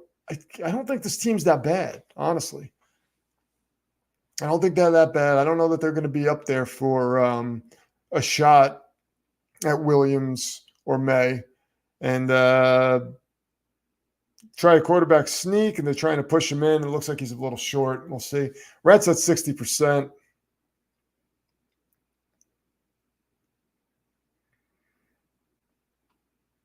David B says Matt Ryan's available. He can fit right in with Minnesota. Yeah, Matt Ryan looked pretty terrible in Indianapolis, man. Let's go. UW says, and here I was thinking I had easy money on over 50 yards for Eckler. And did the Bears score? It looks like the Bears scored. All right, so we're going to give them 14 on the score here. We got 2 minutes, 12 seconds left in the game. Challenge flag was thrown after the play was started, so the Bears get in the end zone. Not that it matters because they're the Bears and they do Bear things. Matt Eberflus is walking around on the sidelines like a loser. I didn't mean to call him a loser. I said he's walking around like a loser. I technically didn't say he's a loser. So if he comes at me, I think I created a – oh, they're going for 2. All right. God damn it, Eberflus. All right. So let's see. I'm not going to be able to update the score until after this. I do not think they're going to get this, but we'll see. Badgen throws this, and that is not complete. So it'll be 13. 30-13. Lucky 13. Paper Football Guy, if you're still here, I don't know if you know this, but the Jets won today. The New York Jets were victorious in glorious fashion. It wasn't glorious fashion, honestly. It was driving me crazy all game because the defense decided they were going to get cute and do stupid things. Get, penalized 85 yards or whatever it was. There we go, 30-13. Beautiful. Paper Football Guy says, cool. Looking forward to it on the 6th. As am I, my friend. This will be a lot of fun. Final Disma says, okay, the Devil Lore needs to explain why the Bears are not allowed to have good quarterbacks. Oh, we might have to get into that. We might have to get into that. There's got to be a reason for that, and I haven't really looked into it. Dave, let's see. Davis Mills does look like something special. He has that He-Man character with the telescopic neck. That was Mega Neck, Cliff. He does. He has that Mega Neck when you would turn him at the waist and his neck would shoot up. I believe his name was Mega Neck. Now I got to look that up. I believe his name was Mega Neck. Mega Neck He-Man, yeah. That was his name. Tannehill to Minnesota. Are you a Minnesota fan, Tim Daniel? Would you like Tannehill? Because what's the point? That's what I'm saying. It's like, if you're a Minnesota fan, are you going to get a quarterback that's going to make you formidable? I don't know that Tannehill is going to do anything. And again, when you bring in one of these guys, it's going to take them a little while to get acclimated. So, did the Bears get the onside kick there? No, that got recovered. Oh, wait a minute. The Bears might have recovered the onside kick. No. Oh, man, that ball is just like, all right, yeah, the Chargers. Keenan Allen picked up the onside kick. AP Frost says 100% stick with Kyler. Yeah, I agree with that. Let's go. UW says, I'll take Murray off your hands here in Pittsburgh. Yeah. Takeda said he wasn't top 20.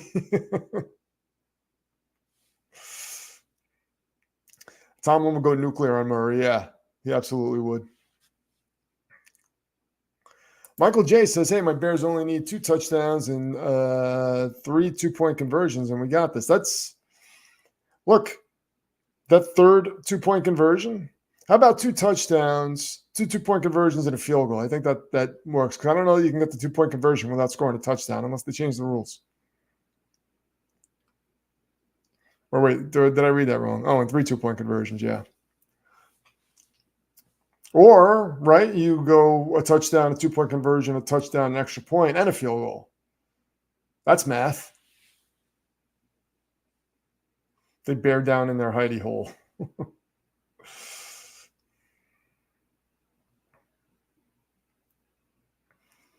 So AP Frost went 10-0 in the early window and 0-4 in the late window. Man, yeah, that late window was rough.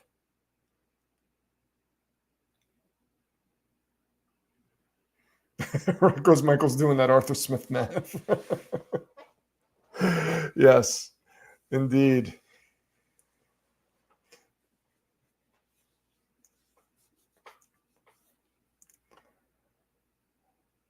Tim Daniel is an Eagles fan, but he says he thinks it makes sense for the Titans and the Vikings.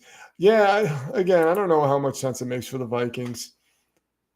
I don't know. I just don't know what type of run you're going to make with Ryan Tannehill. I don't know that he's going to get them anywhere.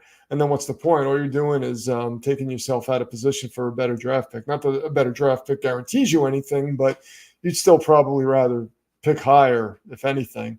And who knows? Sometimes you have a diamond in the rough just sitting there on the bench that can come in and play, and he knows the system already. So sometimes that, can turn out better than you think than just going to get this, veteran who has there's an Isaiah Spiller sighting. Or going to get this veteran who doesn't look good anyway, and because he's got name value, you're thinking, oh, this is going to be a great signing. I mean, would he be better than what they have on the bench? We don't know. And what if you make that move and Ryan Tannehill can't play? So now you put this guy in and he goes off. And now you're like, oh, damn, we just traded for Ryan Tannehill. I guess it gives you quarterback depth, but you're going to give up draft capital for that? I think they're content with staying with you. I could be wrong, but, we'll see. Herbert takes the snap. I mean, there was talk of them trading Kirk Cousins before this even happened. So I think the Vikings would be content with what they had in this situation too, A safety, 2 touchdowns, 2 2-point conversions, totally doable. There you go, Tracy Ann. That works. You set up the other team for a safety. You just make sure you push them back and you pin them and you say, let's go for the safety, guys. That would totally work. I hate math jokes, the derivative. Rep Mrs. Cordero.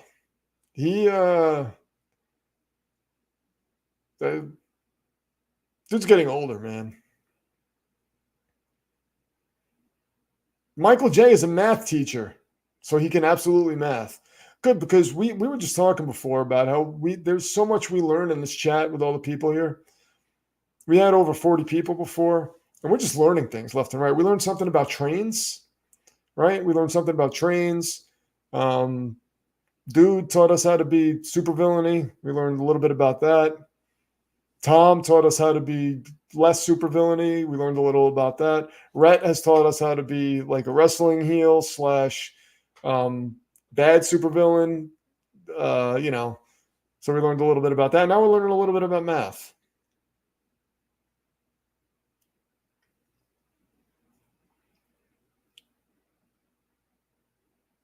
What do I think of the Eagles faking the tush push for a swift touchdown? Hey, look, if it's legal and they can get away with it, then okay.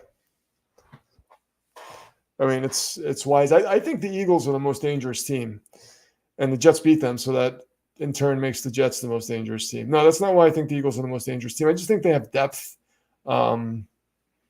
And I know Howie's going to make a move at the trade deadline. He might not, but I am convinced he's going to. 22 seconds left. This game is over. 30-13 finish. Do we have it right on the score? Yeah, right on the screen. Yes, we do. And there's Brandon Staley. He's happy that he won. Look at that. We can now confirm KC can't win without Swift. That's what they were saying in the broadcast, which was shocking to me that she's not even there and they're talking about her and how Kansas City looks better with her there. That's just weird. But guys, thank you so much for joining me again. We're going to be live again tomorrow night for that game. And that's going to be a lot of fun. Hopefully it'll be better than this game because this was a snooze fest. Rhett's at 64%, so he has more charge than the Bears scored points, and that's what we were waiting for. Everybody hit like Cliff says. Thank you so much, guys. Guys, this has been a lot of fun. Love doing this. Thank you to all of you who joined me for the 1 p.m. game. Thank you to all of you who joined me for the 8 p.m. game. Until tomorrow night, guys, get some sleep. Enjoy some vegan food. I want to know if Dude is still here. I want to know how that pizza is. Let me know. And I love you guys. I'll talk to you soon.